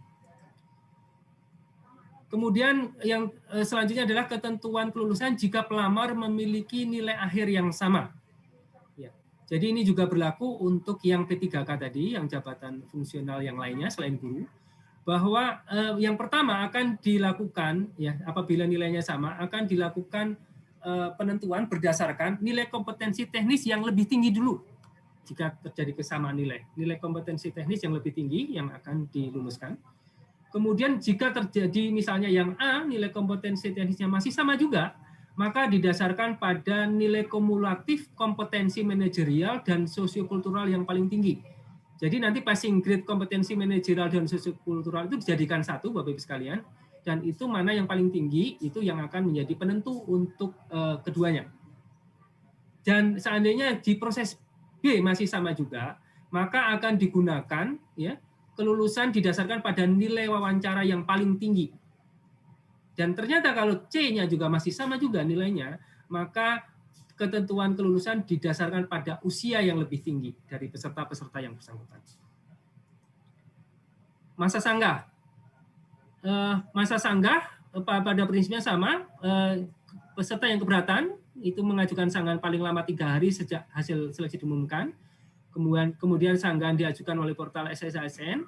Kemudian panitia wajib mengumumkan, memproses sanggahan tersebut dan selanjutnya mengumumkan ulang hasil sanggahan tersebut paling lama 7 hari sejak berakhirnya waktu pengajuan sanggah. Saya kira demikian Bapak Ibu sekalian yang dapat kami sampaikan. Terima kasih atas perhatiannya dan kita masih bisa ada beberapa waktu lagi untuk kita lakukan sesi tanya jawab ataupun barangkali ada yang ingin disampaikan kepada kami. Terima kasih. Waktu dan tempat kami kembalikan ke Mbak Karimah selaku moderator. Baik Pak Ari, terima kasih atas penjelasannya. Bapak Ibu perlu kami informasikan bahwa saat ini sudah bergabung juga via kanal YouTube Menpan RB sejumlah 11.000 peserta yang join via YouTube. Ini membuktikan antusiasme masyarakat yang cukup tinggi Bapak Ibu terkait dengan pengadaan CASN tahun 2021 ini. Pak Ari mohon izin kami sudah merangkum beberapa pertanyaan yang masuk baik melalui chatroom Zoom maupun kanal YouTube. Mohon izin Pak, untuk pertanyaan di YouTube memang banyak sekali yang menanyakan terkait dengan pendaftaran. Namun memang untuk sosialisasi kali ini memang materi terfokus pada 3 peraturan ya Pak ya. Jadi untuk penjadwalan nanti akan disampaikan dalam forum terpisah, mungkin secara resmi akan disampaikan oleh BKN selaku anggota tim Panselnas CASN tahun 2021. Selanjutnya Pak, ada juga yang menanyakan terkait passing grade. Passing grade ini nanti akan diatur dalam Kemenpan, begitu Pak ya? Dalam keputusan Menteri Pan RB, kemudian formasi khusus cum laude dapat diikuti oleh sarjana atau S2 gitu. Kalau sesuai dengan Permenpan 27 memang dapat dilamar oleh peserta dengan kualifikasi sarjana gitu. Dalam hal yang bersangkutan memiliki ijazah S2, maka yang digunakan adalah ijazah S1-nya. Kemudian ada juga Pak pertanyaan terkait dengan P1TL apakah masih berlaku, itu tentu sudah tidak berlaku lagi di kebijakan pengadaan CASN tahun ini. Kemudian terkait dengan formasi khusus putra-putri berprestasi cum laude, jadi hanya dapat dilamar oleh putra-putri berpredikat cum laude dari universitas dengan akreditasi A. Demikian Pak pertanyaan yang sering muncul di halaman YouTube. Untuk selanjutnya mungkin dapat kami rangkum dalam bentuk frequently asked question, nanti akan kami publikasikan juga pada portal resmi Kementerian Pan RB. Selanjutnya Pak Ari mohon izin berikut pertanyaan dari Bapak Ibu di lingkungan Kementerian, Lembaga dan Pemerintah Provinsi, BKD Provinsi. Yang pertama Pak terkait dengan persyaratan administrasi. Terkait dengan surat keterangan bebas dari permasalahan hukum dan tidak terafiliasi pada ideologi yang bertentangan dengan Pancasila, apakah ini diberlakukan untuk formasi khusus diaspora saja atau berlaku untuk formasi umum? Itu yang pertama Pak. Kemudian masih terkait persyaratan administrasi, apakah akreditasi program studi dan akreditasi ijazah diberlakukan pada saat tahun kelulusan atau berlaku pada saat tahun kelulusan atau pada saat ijazah yang bersangkutan keluar atau pada saat ini yang berlaku. Demikian Pak terkait dengan persyaratan administrasi. Kemudian terkait dengan SKD dan SKB Pak, ada pertanyaan terkait materi SKD, apa saja materi SKD, kemudian apakah boleh tidak dilakukan SKB dengan CAT. Mungkin sementara itu dulu Pak, nanti kami akan kembali lagi melaporkan pertanyaannya. Demikian Pak Ari, silakan. Baik, terima kasih Mbak Karimah.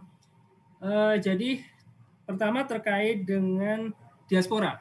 Jadi untuk diaspora memang kami perketat Bapak Ibu sekalian karena ada kemungkinan mereka kemudian sudah lama tinggal di luar negeri, terafiliasi dan sebagainya, sehingga diperlukan adanya statement khusus sebelum yang bersangkutan bisa masuk menjadi ASN di Indonesia. Sedangkan terkait dengan persyaratan-persyaratan yang untuk yang di dalam negeri, yang ketentuan umum, saya kira tadi di slide kami sudah jelas bahwa ada beberapa persyaratan, yakni tidak pernah dipidana dengan pidana penjara 2 tahun, kemudian tidak pernah diberhentikan, tidak berkedudukan dan sebagainya, tidak menjadi anggota parpol dan sebagainya. Ini monggo saja silakan diaplikasikan di masing-masing instansi, bentuknya seperti apa. Hanya kami mempersyaratkan bahwa itu ada surat keterangan, apa surat pernyataan resmi, atau semacam surat lamaran atau surat apa gitu yang menyatakan bahwa yang bersangkutan memenuhi kriteria-kriteria tersebut dan di kemudian hari bersedia untuk digugurkan seandainya ada keterangan-keterangan yang tidak sesuai dengan apa yang telah disampaikan pada saat pelamaran tersebut. Kemudian akreditasi pada prinsipnya pada saat kelulusan, ya. Akreditasi saya kira di Permenpan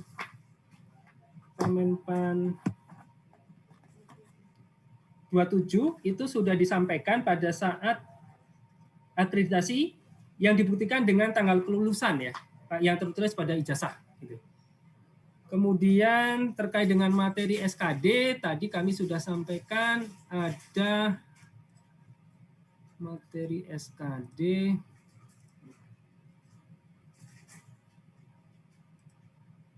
Materi SKD ada TWK, TIU, dan TKP, Bapak-Ibu sekalian. Untuk TWK, TIU tidak ada perubahan dengan tahun lalu. Hanya saja untuk TKP, itu ada tambahan penguatan di sisi anti radikalisme.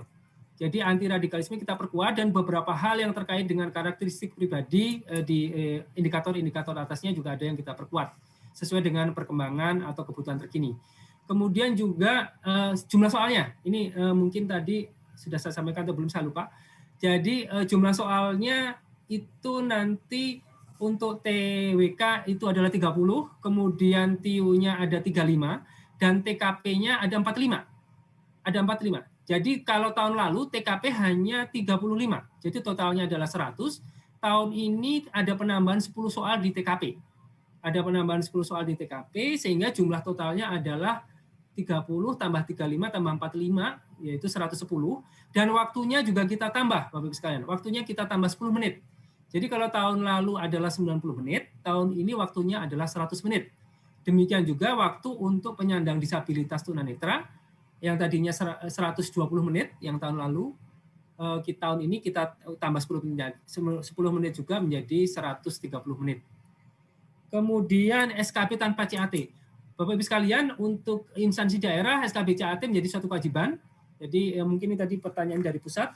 Sedangkan untuk instansi pusat, Bapak-Ibu sekalian, pada prinsipnya ke depannya kita akan mewajibkan seluruhnya untuk menggunakan SKB dengan CAT ke depannya. Namun demikian pada beberapa tahun ini kami ini juga sesuai dengan arahan dan juga arahan pimpinan dan juga terkait dengan ketegasan yang harus kami lakukan di Panselnas dan juga sudah mendapatkan dukungan dari Kemenkumham dan seterusnya pada saat harmonisasi, bahwa pada prinsipnya ke depannya kita seluruhnya SKB akan menggunakan, salah satunya menggunakan SKB dengan CAT. Tapi dapat menambah, instansi pusat dapat menambah paling sedikit 1, boleh ditambahkan 1, 2, 3, 4, 5, atau 7 pun monggo silakan ditambahkan. Namun demikian, khusus untuk tahun ini Bapak-Ibu sekalian, kami masih memberlakukan bahwa seandainya Bapak-Ibu sekalian tidak instansi pusat tidak mau memberlakukan SKB dengan CAT, mohon seperti biasanya bersurat secara resmi juga mengadukan pedoman SKB-nya seperti apa, kemudian nanti untuk mendapatkan persetujuan dari Menpan.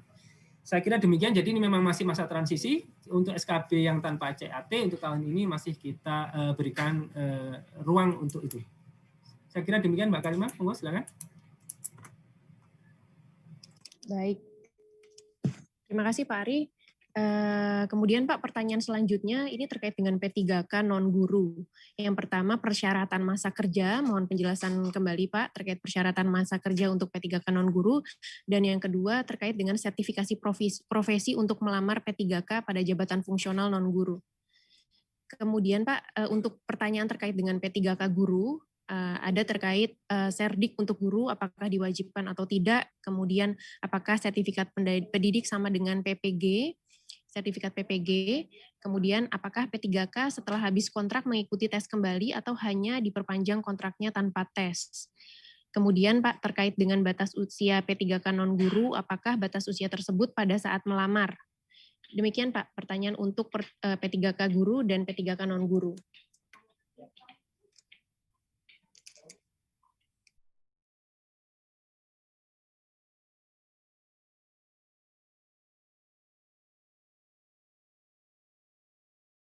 Oke, baik.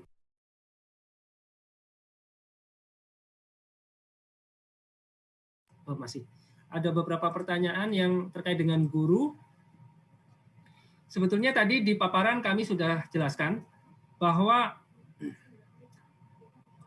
seluruh peserta yang bisa mengikuti adalah yang bisa mengikuti adalah 4 jenis ini. Yang pertama adalah THK2 sesuai dengan database THK2 BKN, itu bisa mengikuti. Kemudian guru non-ASN yang masih aktif mengajar di sekolah negeri di bawah kewenangan pemerintah daerah dan terdaftar sebagai guru di Dapodik. Jadi posisinya saat ini guru non-ASN tersebut terdaftar di Dapodik. Itu menjadi syarat mutlak. Itu yang kedua. Kemudian yang ketiga juga sama, guru swasta dan dia juga terdaftar di Dapodik. Ya, syaratnya di sini tidak menyatakan berapa lama dia terdaftar, tidak. Yang jelas pada saat ini dia terdaftar di Dapodik. Kemudian yang keempat, ini lulusan PPG yang belum menjadi guru dan terdaftar pada database lulusan pendidikan profesi guru Kemendikbud. Ini juga menjawab tadi terkait dengan apakah akta 4 gitu tadi, kalau nggak salah ya, pertanyaan seperti itu. Itu yang penting terdaftar pada database lulusan PPG Kemendikbud. Jadi nanti sistem dari BKN, SSN BKN itu akan langsung nge-link dengan Dapodik Kemendikbud. Dan ini sudah dibesarkan oleh rekan-rekan kami dari BKN maupun dari Kemendikbud dan akan langsung dikoneksikan seperti itu. Itu menjadi persyaratan ya. Jadi persyaratan siapa yang bisa mengikuti seleksi ini. Sedangkan kalau kita lihat di sini persyaratan itu tidak mensyaratkan adanya sertifikat pendidik. Ya. Jadi tidak mensyaratkan ada sertifikat pendidik. Namun ya nanti yang akan kita lihat yang pertama adalah sertifikat pendidik yang dimiliki yang bersangkutan terlebih dahulu. Baru kemudian kualifikasi pendidikannya. Ya. Jadi sertifikat pendidiknya akan dilihat dulu, baru kualifikasi pendidik. Kalau sertifikat pendidiknya sesuai, maka yang akan digunakan adalah serdiknya. Sedangkan apabila tidak sesuai, yang dilihat selanjutnya adalah kualifikasi pendidikannya. Dan ini sesuai dengan SE dari Dirjen GTK tersebut yang pada nomor tersebut yang kami sampaikan di bawah tersebut. Dan kemudian Bapak Ibu sekalian terkait dengan tadi bagaimana mekanisme masa kerja 3 tahun dan sebagainya. Justru yang nanti yang bersangkutan sudah terdaftar di Dapodik ya dan berusia di atas 35 tahun untuk mereka yang sudah berusia di atas 35 tahun dan sudah berstatus aktif sebagai guru di Dapodik, maka yang bersangkutan akan mendapatkan nilai tambahan 15%. Begitu juga THK2. THK2 yang kemudian terdaftar di database THK2 BKN dan berstatus aktif sebagai guru 3 tahun di Dapodik, maka yang bersangkutan akan mendapatkan tambahan nilai 10%. Kemudian itu tadi terkait dengan pertanyaan serdik, jadi tidak menjadi syarat wajib, tapi menjadi syarat yang menjadi tambahan nilai yang menguntungkan apabila yang bersangkutan memiliki sertifikat pendidik yang sesuai. Kemudian terkait dengan kontrak, jadi kontrak sesuai dengan Permenpan 70 itu paling nanti masing-masing instansi bisa 1 sampai paling singkat 1 tahun, paling lama 5 tahun, gitu kan? Tapi kemudian dapat diperpanjang sesuai dengan kebutuhan. Silahkan kemudian dirancang berapa tahun yang mau dikontrak terkait dengan P3K tersebut, baik guru maupun yang non-guru.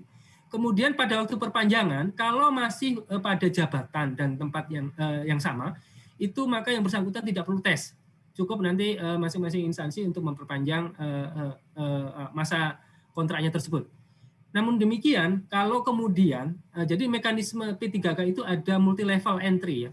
Jadi sekarang ini untuk guru, seluruh guru yang kita rekrut adalah di jenjang pertama, di jenjang ahli pertama. Dan bisa saja nanti di kedepannya kita akan rekrut juga di jenjang ahli muda dan seterusnya.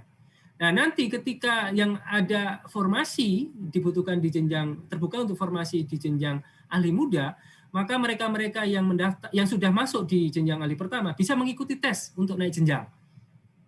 Asalkan ya persyaratan terpenuhi. Persyaratan itu terpenuhi seperti apa? Yaitu kualifikasi dan barangkali kompetensi dan lain sebagainya yang nanti akan diatur kemudian. Namun pada prinsipnya saat ini untuk seluruh formasi di jabatan guru, seluruhnya adalah di jabatan guru kali pertama. Kemudian batas usia tadi, terkait dengan pertanyaan batas usia. Saya kira juga tadi di paparan kami juga sudah kami sampaikan bahwa batas usianya adalah 1 tahun sebelum masa pensiun. 1 tahun sebelum masa pensiun. Jadi kalau guru itu pensiunnya adalah 60 tahun, maka kemudian seseorang yang berumur ya 59 tahun kurang 1 hari itu pada saat melamar, pada saat nanti melakukan pendaftaran di SSCN itu masih dapat melakukan pendaftaran pelamaran gitu. Saya kira demikian Mbak terkait dengan pertanyaan P3K non guru. Udah ya, sudah tercakup semuanya tadi ya. Masih ada lagi? Sudah Pak, sudah tercakup semuanya. Baik Pak Ari, terima kasih. Kita berlanjut ke pertanyaan berikutnya Pak, terkait dengan formasi khusus disabilitas. Ini cukup banyak pertanyaan terkait dengan disabilitas.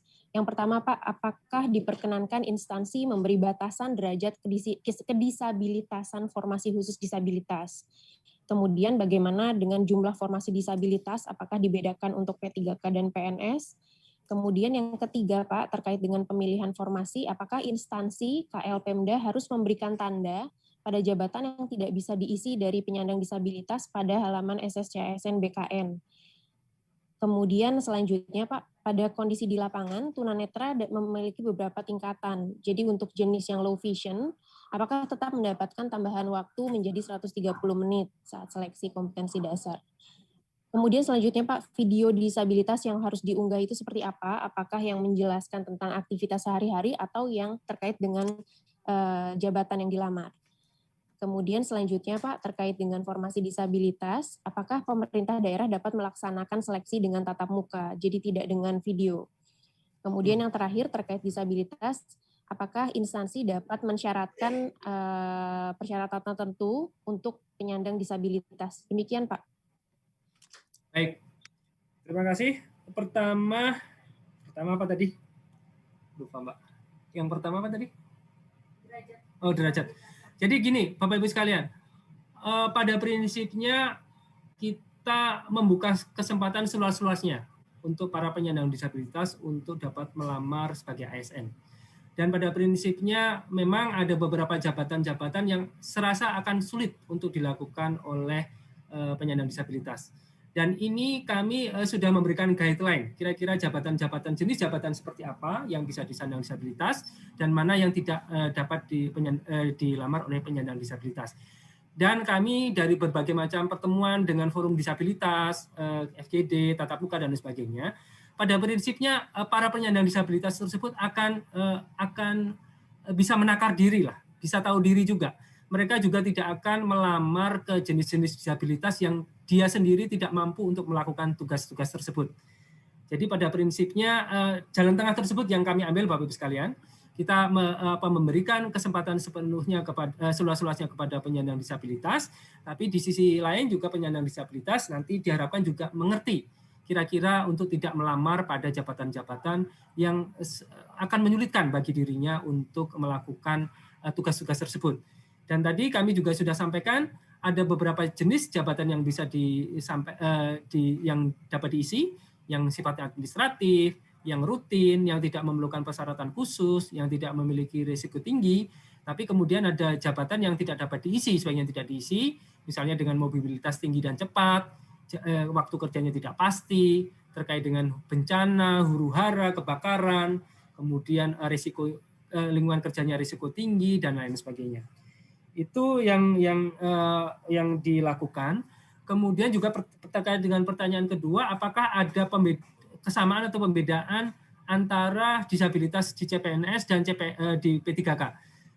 Sekali lagi Bapak Ibu sekalian, untuk CPNS memang ada formasi khusus penyandang disabilitas sepanjang paling sedikit 2%, gitu ya. Paling sedikit 2% dari CPNS. Dan selain itu juga disabilitas tetap bisa melamar di formasi lainnya. Sedangkan di P3K kita tidak melakukan formasi khusus seperti itu karena sangat sulit untuk memapping mana jabatan, mana unit-unit dan mana tempat-tempat sekolah yang seperti kami sampaikan untuk P3K guru, sekolah-sekolah yang berpotensi untuk dialokasikan sebagai formasi untuk penyandang disabilitas tersebut. Maka yang kita lakukan adalah mereka akan kita berikan nilai tambah, ya. Nilai tambah sebesar 10%. 10% dari nilai total maksimum kompetensi teknisnya. Jadi misalnya kalau nanti kompetensi teknisnya maksimumnya 100, maka dia akan kita beri tambahan nilai 10 gitu untuk penyandang disabilitas tersebut. Dan harapannya itu yang kemudian mampu mendorong yang bersangkutan untuk lebih kompetitif dengan peserta lainnya. Itu yang kita lakukan untuk P3K. Jadi tidak ada formasi khusus penyandang disabilitas, tapi kita berlakukan penambahan nilai bagi mereka yang terbukti disabilitas. Kemudian verifikasinya. Nah, verifikasinya ini menarik Bapak-Ibu sekalian. Verifikasinya itu yang pertama dengan menggunakan surat keterangan dokter, ya. Jadi yang bersangkutan wajib melakukan pelamaran dengan keterangan dokter dan seterusnya.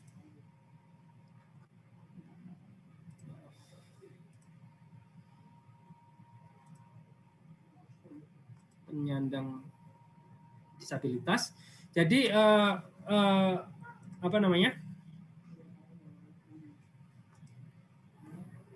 di slide keberapa ya? Oke, saya nggak menemukan slide-nya.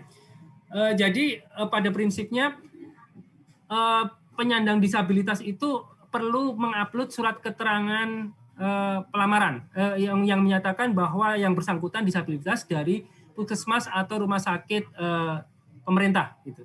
Yang kedua, itu dia harus melakukan verifikasi. Ya. Verifikasinya memang kami karena ini masih masa pandemi ya, COVID dan lain sebagainya, sehingga dikurangi pertemuan secara fisik dan seterusnya, maka kemudian kita lakukan dengan metode teknologi informasi. Dan teknologi informasi tersebut bisa dilakukan dengan melakukan video. Dan saya kira juga video ini bukan merupakan hal yang susah untuk zaman saat ini. Jadi yang bersangkutan bisa saja istilahnya melakukan shooting gitu ya, meminta bantuan saudaranya atau temannya untuk melakukan shooting, dan seolah-olah yang bersangkutan melakukan tugas yang bersangkutan, jabatan yang bersangkutan. Misalnya kalau dia melamar pada jabatan apoteker gitu, misalnya kemudian dia berjalan di tangga, kemudian naik ke sela-sela rak, kemudian dia mengambil obat di atas rak gitu, terganggu atau tidak, kemudian dia bisa membaca atau kemudian meracik obatnya itu seperti apa gitu, pura-pura aja lah gitu seperti itu, kemudian dia bawa itu kemana, kemudian menyampaikannya ke pasien atau ke front office dan seterusnya. Itu yang harus dilakukan. Kalau seorang guru ya barangkali dia bagaimana dia posisi dia berangkat sekolah seperti apa, kemudian juga masuk ke kelasnya mengajar, kemudian dia terganggu enggak ketika berjalan di lorong-lorong kelas, pura-puranya kemudian memberikan bimbingan kepada anak didiknya dan seterusnya. Itu yang harus dilakukan, dan memang kami harapkan bisa menggambarkan secara komprehensif terkait dengan yang bersangkutan. Jadi kalau seandainya terjadi meragukan gitu, misalnya videonya hanya setengah badan dan seterusnya, itu mohon bisa untuk digali kembali, dimintakan kembali terkait dengan video-video supaya lebih clear, supaya lebih satu badan dan seterusnya. Itu yang harus dilakukan. Kemudian kalau seandainya mau dilakukan dengan tatap muka, monggo silakan.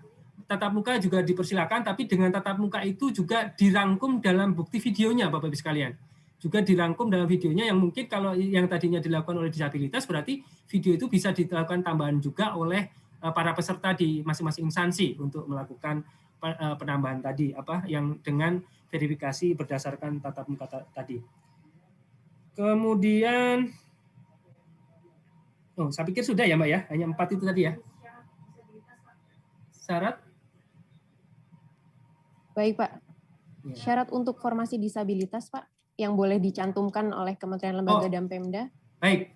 Tadi sebetulnya kami sudah sampaikan bahwa tidak ada persyaratan yang harus membatasi untuk disabilitas tersebut. Jadi tadi di slide nomor berapa? Ini, instansi pusat dan instansi daerah dalam pengadaan PNS kebutuhan khusus penyandang disabilitas tidak diperlukan mencantumkan syarat terkait dengan keterbatasan fisik dan di luar kompetensi jabatan. Jadi kalau memang benar-benar ada yang di dalam kompetensi jabatan yang menjadi syarat persyaratan kompetensi jabatan, dipersilakan, tapi kalau tidak, itu menjadi tidak boleh untuk dicantumkan syarat tersebut. Saya kira demikian, Mbak. jawaban dari kami. Baik, terima kasih Pak Ari sudah disampaikan jawaban terkait pertanyaan atas formasi khusus disabilitas. Selanjutnya Pak, ada pertanyaan juga yang muncul dari KL dan masyarakat di channel YouTube Menpan. Contohnya seperti ini Pak, untuk pertanyaan dari KL, untuk formasi khusus cum laude, bagaimana jika alokasi formasi yang diterima instansi untuk kualifikasi S1 kurang dari 10% dari total alokasi formasi? Apakah tetap diwajibkan untuk mengalokasikan formasi khusus cum laude? Pusat ya? Pusat. Dari pusat Pak, dari instansi pusat pertanyaannya. Baik, kalau cum laude kami harapkan memang minimal 10%, tapi kalau memang ada hal-hal khusus yang kemudian tidak bisa dilakukan, itu monggo silahkan bersurat saja ke kami untuk mendapatkan persetujuan. Dan memang untuk beberapa hal yang khusus nanti kita bisa berikan persetujuan untuk kurang dari 10%. Saya kira demikian, Mbak. Baik, Pak Ari. Kemudian selanjutnya, Pak, apakah untuk mengumumkan pendaftaran, instansi harus menunggu ACC dari Menpan terkait dengan pedoman seleksi kompetensi bidang yang disampaikan? Iya, khusus untuk instansi pusat, saya pikir sudah banyak yang melakukan, yang sudah kami ACC SKB-nya, pedoman SKB-nya. Instansi daerah juga sudah ada beberapa, segera saja. Jadi memang idealnya segera saja untuk dilakukan pengajuan tersebut dan bisa menghubungi PIC kami untuk secepatnya dilakukan, sehingga nanti ketika sebelum pengumuman semuanya sudah clear, seperti itu. Baik Pak, selanjutnya ada pertanyaan juga terkait dengan batasan usia pelamar. Apakah instansi diperkenankan untuk membatasi usia pelamar untuk CPNS di bawah 35 tahun, kemudian membatasi domisili pelamar. Demikian Pak. Baik. Terkait dengan usia, sebetulnya sesuai dengan undang-undang ada, peraturan yang ada, memang usia paling tinggi adalah 35 tahun, dan beberapa usia untuk tadi seperti saya sampaikan untuk dokter spesialis, dokter gigi spesialis, kemudian dosen, S3 itu bisa sampai 40 tahun. Pada prinsipnya kalau mau ada pengurangan usia di bawah itu, silakan kalau ada memang sesuai dengan kompetensi jabatannya. Ada kebutuhan di kompetensi jabatan tersebut untuk usia tersebut. Kalau tidak ada alasan khusus terkait dengan kompetensi jabatan tersebut, kami dalam posisi tidak bisa memberikan rekomendasi untuk pembatasan usia tersebut. Kemudian satu lagi. Oh, domisili. Domisili juga demikian Bapak Ibu sekalian. Ini pada prinsipnya seluruh warga negara Indonesia itu berhak untuk melamar dan menjadi ASN, baik itu tanpa membeda-bedakan sesuai dengan sistem merit, tanpa membeda-bedakan suku, agama, ras, golongan, kondisi kecacatan, usia, gender, dan seterusnya. Jadi, dan kita juga salah satu fungsi ASN ini adalah sebagai perekat NKRI. Jadi pada prinsipnya kami sangat tidak mengharapkan adanya pembatasan terkait dengan domisili, bukan domisili ya Pak, ya tadi ya, domisili pelamar ya gitu ya, KTP pelamar gitu ya Mbak ya, asal usul pelamar itu. Ya. Betul Pak. Seperti itu. Baik Pak, terima kasih. Kemudian selanjutnya Pak, apakah instansi diperkenankan untuk mensyaratkan atau menyatakan sanksi apabila pelamar telah lulus dan ditetapkan NIP-nya kemudian mengundurkan diri? Apakah diperkenankan untuk memberlakukan sanksi atau memblacklist peserta yang bersangkutan Pak? Ya. Baik Bapak Ibu sekalian, kalau sanksi secara umum bagi mereka yang kemudian mengundurkan diri sudah ada tadi. Kemudian kalau seandainya instansi mau memberlakukan sanksi, mohon disesuaikan dengan peraturan di masing-masing instansi tersebut. Apakah peraturan-peraturan di instansi tersebut sudah ada yang membackup terkait dengan peraturan tersebut? Jadi misalnya kalau mau diberikan sanksi membayar denda 50 juta, apakah kemudian keputusan peraturan di dalam instansi Bapak Ibu sekalian itu sudah ada peraturan yang membackup tersebut? Kalau ada dipersilakan saja, kalau tidak ada, rekomendasi kami untuk tidak memberlakukannya, karena kemudian nanti kalau di kemudian hari terjadi permasalahan hukum, kami juga tidak bisa, dan kita bersama juga tidak bisa memberlakukan atau mendasarkan dasar dari sanksi tersebut. Dan kalau memang mau diberlakukan, sekali lagi, dan masih ada waktu, kalau memang ada memberlakukan, silakan, kemudian tapi di backup dengan peraturan yang kemudian diterbitkan oleh masing-masing instansi. Kalau di kami seperti tadi, sanksinya hanya ada tadi yang bersangkutan tidak bisa melamar pada periode penerimaan ASN berikutnya. Demikian, Mbak. Baik, Pak. Terima kasih. Pak, selanjutnya ada pertanyaan dari Kanrek BKN terkait dengan pengadaan CPNS. Apakah semua formasi bisa dilamar oleh pelamar yang memilih formasi umum atau instansi perlu memetakan jabatan mana saja pada formasi umum yang bisa dilamar oleh peserta penyandang disabilitas? Ini juga hampir sama dengan pertanyaan dari Kementerian Kesehatan.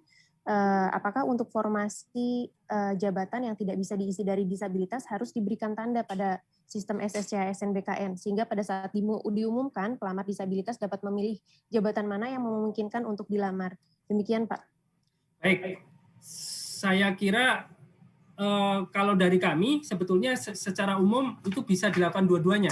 Yang pertama bisa dilakukan bebas tanpa harus menandai, tapi kemudian juga kalau memang dari SSN bisa memfasilitasi untuk penandaan itu, ya kami persilahkan. Saya koordinasi dulu dengan BKN. Dari tempatnya Bu Heni ada? Dari BKN ada yang join? Mohon maaf. Pak siapa ya? Pak Ridwan sudah gabung, Pak Ridwan? Mohon maaf, dari BKN belum ada yang gabung. Jadi nanti mohon kita koordinasikan saja, kami koordinasikan saja dengan BKN, apakah BKN kemudian bisa memfasilitasi penandaan itu atau tidak. Tapi secara konsep, kalau kami membuka seluas-luasnya, Bapak Ibu sekalian, membuka seluas-luasnya bagi penyandang disabilitas untuk dapat melamar di setiap jenis jabatan, dan pada prinsipnya mereka, seperti kami sampaikan tadi, mereka akan tahu diri, akan menakar diri untuk tidak melamar pada jabatan-jabatan yang memang tidak bisa dilaksanakan tugasnya oleh yang bersangkutan. Oke, Mbak.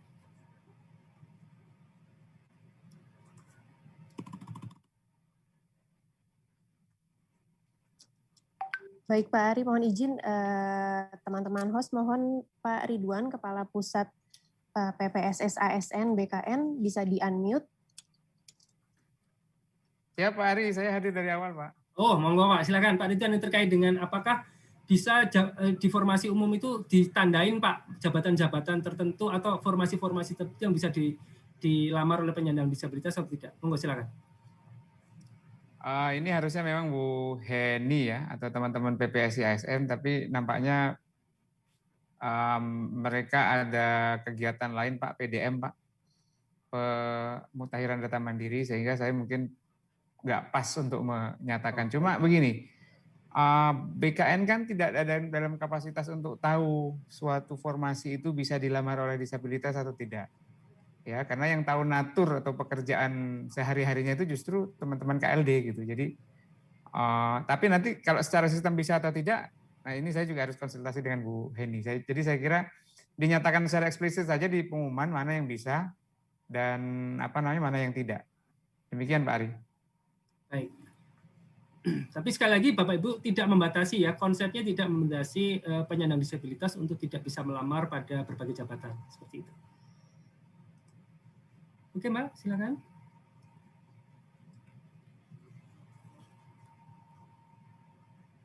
Baik, Pak. Masih terkait dengan akreditasi, Pak. Bagaimana dengan akreditasi di masa transisi? Itu, Pak. Kira-kira apa yang harus digunakan oleh pelamar ketika memang akreditasinya itu masih dalam masa transisi? Demikian, Pak Ari. Baik, untuk terkait dengan akreditasi sebetulnya adanya di peraturan Menristek Dikti ya, Bapak Ibu sekalian. Permendikbud kalau sekarang ya, Permendikbud Ristek Dikti. Jadi itu diberlakukan akreditasi sebelumnya.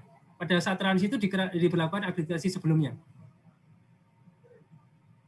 Jadi kalau misalnya tadinya B, kemudian ada masa transisi, dia lulus, kemudian ke A, maka pada saat kelulusan tersebut yang dilakukan adalah akreditasi B tadi. Seperti itu, Mbak.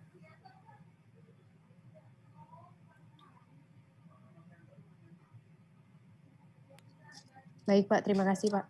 Kemudian selanjutnya, Pak, untuk formasi P3K guru, apa batasan kewenangan instansi daerah terhadap tahapan penerimaan P3K guru? Terkait persyaratan pengumuman penerimaan, poin-poin apa saja yang perlu dicantumkan pada saat pengumuman penerimaan? Demikian, Pak. Baik, sebentar.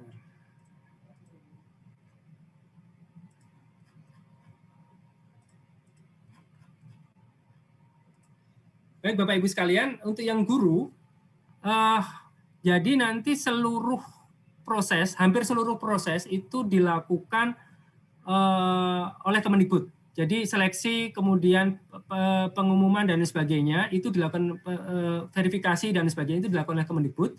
Seleksi juga dilakukan oleh Kemendikbud menggunakan CA2NBK. Yang tugas instansi daerah hanya pada saat pengumuman. Pengumuman lowongan itu pada Permenpan 28 itu juga sudah kami sampaikan bahwa instansi daerah tidak perlu mengumumkan secara detail terkait dengan persyaratan, hanya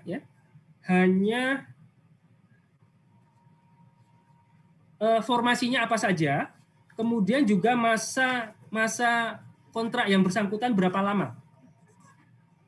Yoga bisa tahu pasal berapa, Yok?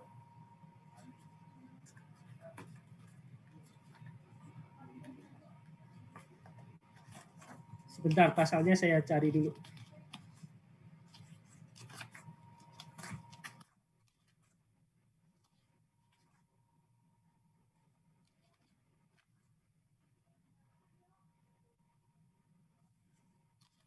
Jadi ada di pasal 16, Bapak Ibu sekalian, pasal 16 itu untuk yang akan diumumkan, apa saja yang akan diumumkan oleh Kemendikbud, ya. Ketentuan terkait dengan sertifikat pendidik, kualifikasi pendidik dan sebagainya itu akan dilakukan ini, kemudian jadwal dan sebagainya oleh ini. Tapi pengumuman lowongan sebagaimana dimaksud pada huruf 3 huruf D, yakni 3 huruf D. Huruf A nama jabatan, kemudian huruf B jumlah lowongan, huruf C unit kerja penempatan, dalam hal ini unit sekolahnya, huruf E lamaran yang ditujukan, dalam hal ini SSCN, kemudian huruf H masa hubungan perjanjian kerja. Itu saja yang perlu dilakukan oleh daerah. Itu ada di ayat 4-nya, pasal 16 ayat 4-nya. Terutama yang masa hubungan kerja ini yang jangan sampai terlupakan Bapak Ibu sekalian.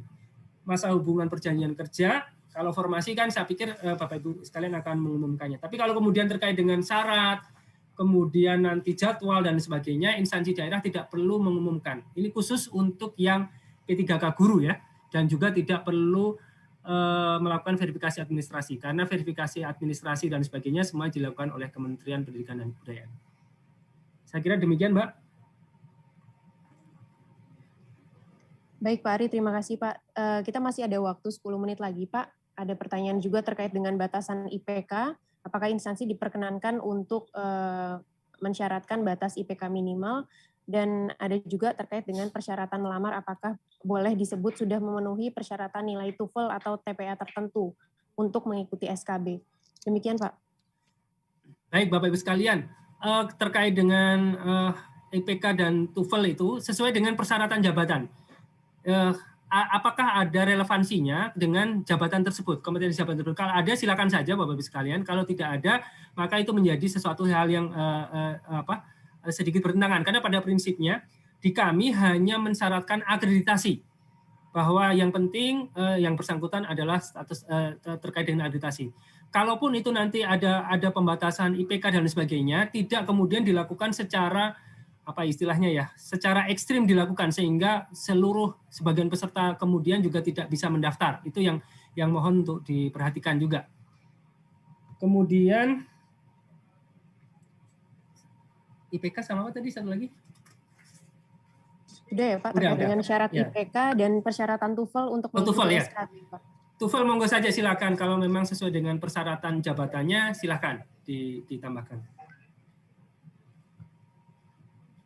Silakan. Kemudian Pak, apakah instansi wajib mencantumkan nomor call center untuk seleksi penerimaan yang bisa dihubungi oleh masyarakat? Baik Bapak Ibu sekalian, pada prinsipnya call center wajib Bapak Ibu sekalian. Call center itu wajib dicantumkan di masing-masing instansi dan juga linknya juga disampaikan ke SSCN. Nanti dari ke SSCN juga akan saya kira ada kolom di sisi sistem adminnya untuk mencantumkan call center ataupun media sosial lainnya yang kemudian bisa dihubungi oleh para peserta. Yang jelas ini ada beberapa hal yang memang ketika pertanyaan masuk terkait dengan dari pelamar dan sebagainya itu harus kita klasifikasikan mana yang memang harus dijawab oleh SSCN, mana yang harus dijawab oleh instansi, mana juga yang harus dijawab oleh Menpan. Itu memang sudah ada hal-hal yang khusus atau klasifikasinya. Saya kira demikian, Mbak. Jadi wajib ya, sekali lagi wajib call center. Walaupun tidak telepon ya, tidak harus telepon, bisa saja dalam bentuk media sosial dan sebagainya. Demikian. Baik Pak, terima kasih. Jadi teman-teman yang memantau di YouTube, calon pelamar juga bisa mengakses call center masing-masing KL ya Pak ya, tidak hanya melalui telepon, tapi juga bisa dibuka melalui media sosial. Terima kasih Pak Ari. Kemudian selanjutnya Pak, ada juga pertanyaan terkait dengan syarat akreditasi universitas Pak. Apakah bisa ditetapkan bahwa akreditasi minimal B? Demikian Pak Ari. Ya, baik Bapak Ibu sekalian, kalau di aturan kami hanya menyatakan akreditasi. Jadi kami tidak membatasi akreditasi apa itu A, B, atau C kecuali untuk yang kumlot. Kecuali untuk yang kumlot. Kumlot itu akreditasi perguruan tinggi A dan prodinya A. Namun demikian, seperti kami sampaikan tadi, kalau memang dipertimbangkan ada syarat-syarat jabatan yang membutuhkan persyaratan seperti itu, dipersilakan. Hanya saja tetap dengan konsep membuka kesempatan seluas-luasnya. Jadi tidak terlalu mengekang, dan juga mohon juga diperhatikan dengan ketersediaan SDM yang ada di daerah tersebut. Jangan-jangan nanti kalau misalnya di suatu daerah kemudian akreditasinya terlalu tinggi, kemudian juga jadi pelamarnya tidak ada, itu kan juga berpotensi masalah juga seperti itu. Itu secara konsep demikian. Jadi dari kami terakreditasi. Tapi kalau Bapak Ibu sekalian mau menambahkan dengan syarat tidak sesuai, yaitu tadi sesuai dengan persyaratan jabatan, sesuai persyaratan jabatan, dan tidak membuat peserta menjadi terbatas atau menyulitkan bagi peserta pada umumnya. Saya kira demikian, Mbak. Masih 5 menit lagi ya. Oke. Baik, Pak Ari, masih ada waktu kurang lebih sekitar 5 menit lagi, Pak. Ini pertanyaan terkait P3K guru, Pak. Sebetulnya terkait dengan penganggaran, mungkin bisa disampaikan, Pak, secara singkat terkait dengan penganggaran, serta untuk SK-nya, apakah nanti SK perjanjian kerja dilakukan oleh Kemendikbud atau masing-masing instansi daerah. Demikian, Pak. Oke. Oh ya, baik. Ini tadi saya waktu menjelaskan peran pemerintah daerah dan Kemendikbud saya agak kelewatan. Jadi nanti tadi pada waktu pengumuman lowongan itu memang ada kontribusi dari daerah ya untuk pengumuman dan sebagainya. Kemudian nanti pada waktu verifikasi itu Dikbud, tapi pada waktu seleksi itu sebetulnya secara prinsip semuanya akan difasilitasi oleh Dikbud. Tapi nanti itu silakan dari Dikbud akan koordinasi juga dengan dinas masing-masing daerah. Saya koordinasinya bukan di kami, tapi di Dikbud. Kemudian pada waktu pengumuman nanti juga masih dilakukan oleh Dikbud. Dan ketika pengumuman akhir, jadi sudah pada waktu yang bersangkutan itu lulus akhir, itu nanti akan diserahkan oleh Ketua Pansenas dari BKN itu untuk mereka yang lulus. Dan kemudian akan diserahkan ke masing-masing PPK-nya masing-masing.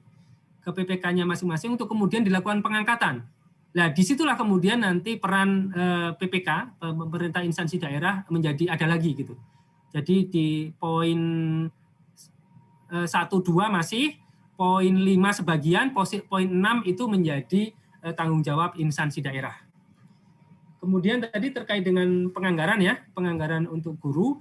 Saya pikir ini memang pada waktu beberapa kesempatan juga sudah kami lakukan sosialisasi, termasuk pada waktu coaching klinik bersama Kemendikbud dan sebagainya, bahwa pada prinsipnya itu sebetulnya sudah disampaikan di Perpres 98 juga tahun 2020, pada prinsipnya anggaran untuk P3K itu dibebankan pada APBD untuk pemerintah daerah.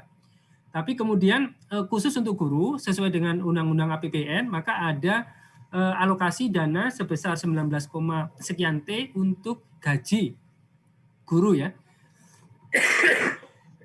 Untuk gaji gurunya saja. Sedangkan kemudian untuk tunjangan dan sebagainya belum masuk di dalam aturan tersebut. Namun demikian, sebetulnya bagaimana alokasi, di situ masuk di dana alokasi umum dan lain sebagainya, tapi mekanisme mata anggaran, mata anggarannya dan di mana-mana, itu bukan dalam kewenangan kami untuk bisa menjawab ini. Jadi mungkin lebih tepatnya untuk ditanyakan di Kementerian Keuangan. Saya kira demikian Mbak jawaban dari kami. Terima kasih.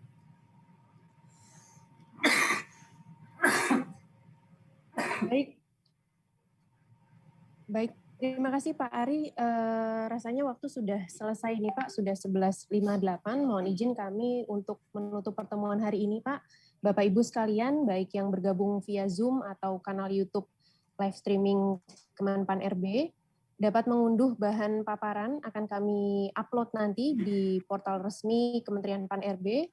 Kemudian terkait dengan Permenpan 27, 28, dan 29 serta peraturan turunannya, yakni Kemenpan RB nomor 980 tahun 2021 tentang persyaratan STR untuk melamar pada jabatan fungsional kesehatan dalam pengadaan PNS, serta Kemenpan 981 tahun 2021 tentang persyaratan sertifikasi dan seleksi kompetensi teknis tambahan untuk melamar pada jabatan fungsional dalam pengadaan P3K tahun anggaran 2021, dan Kemenpan RB tentang nilai ambang batas, nanti semuanya akan kami upload di jdih.menpan.go.id.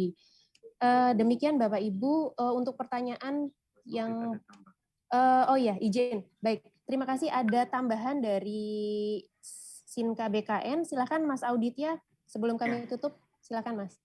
Ya, izin Bapak Ibu, ingin menambahkan, memang di SSCASN nanti akan dibuka untuk setting adminnya setiap formasi apakah dapat diisi disabilitas ataupun tidak.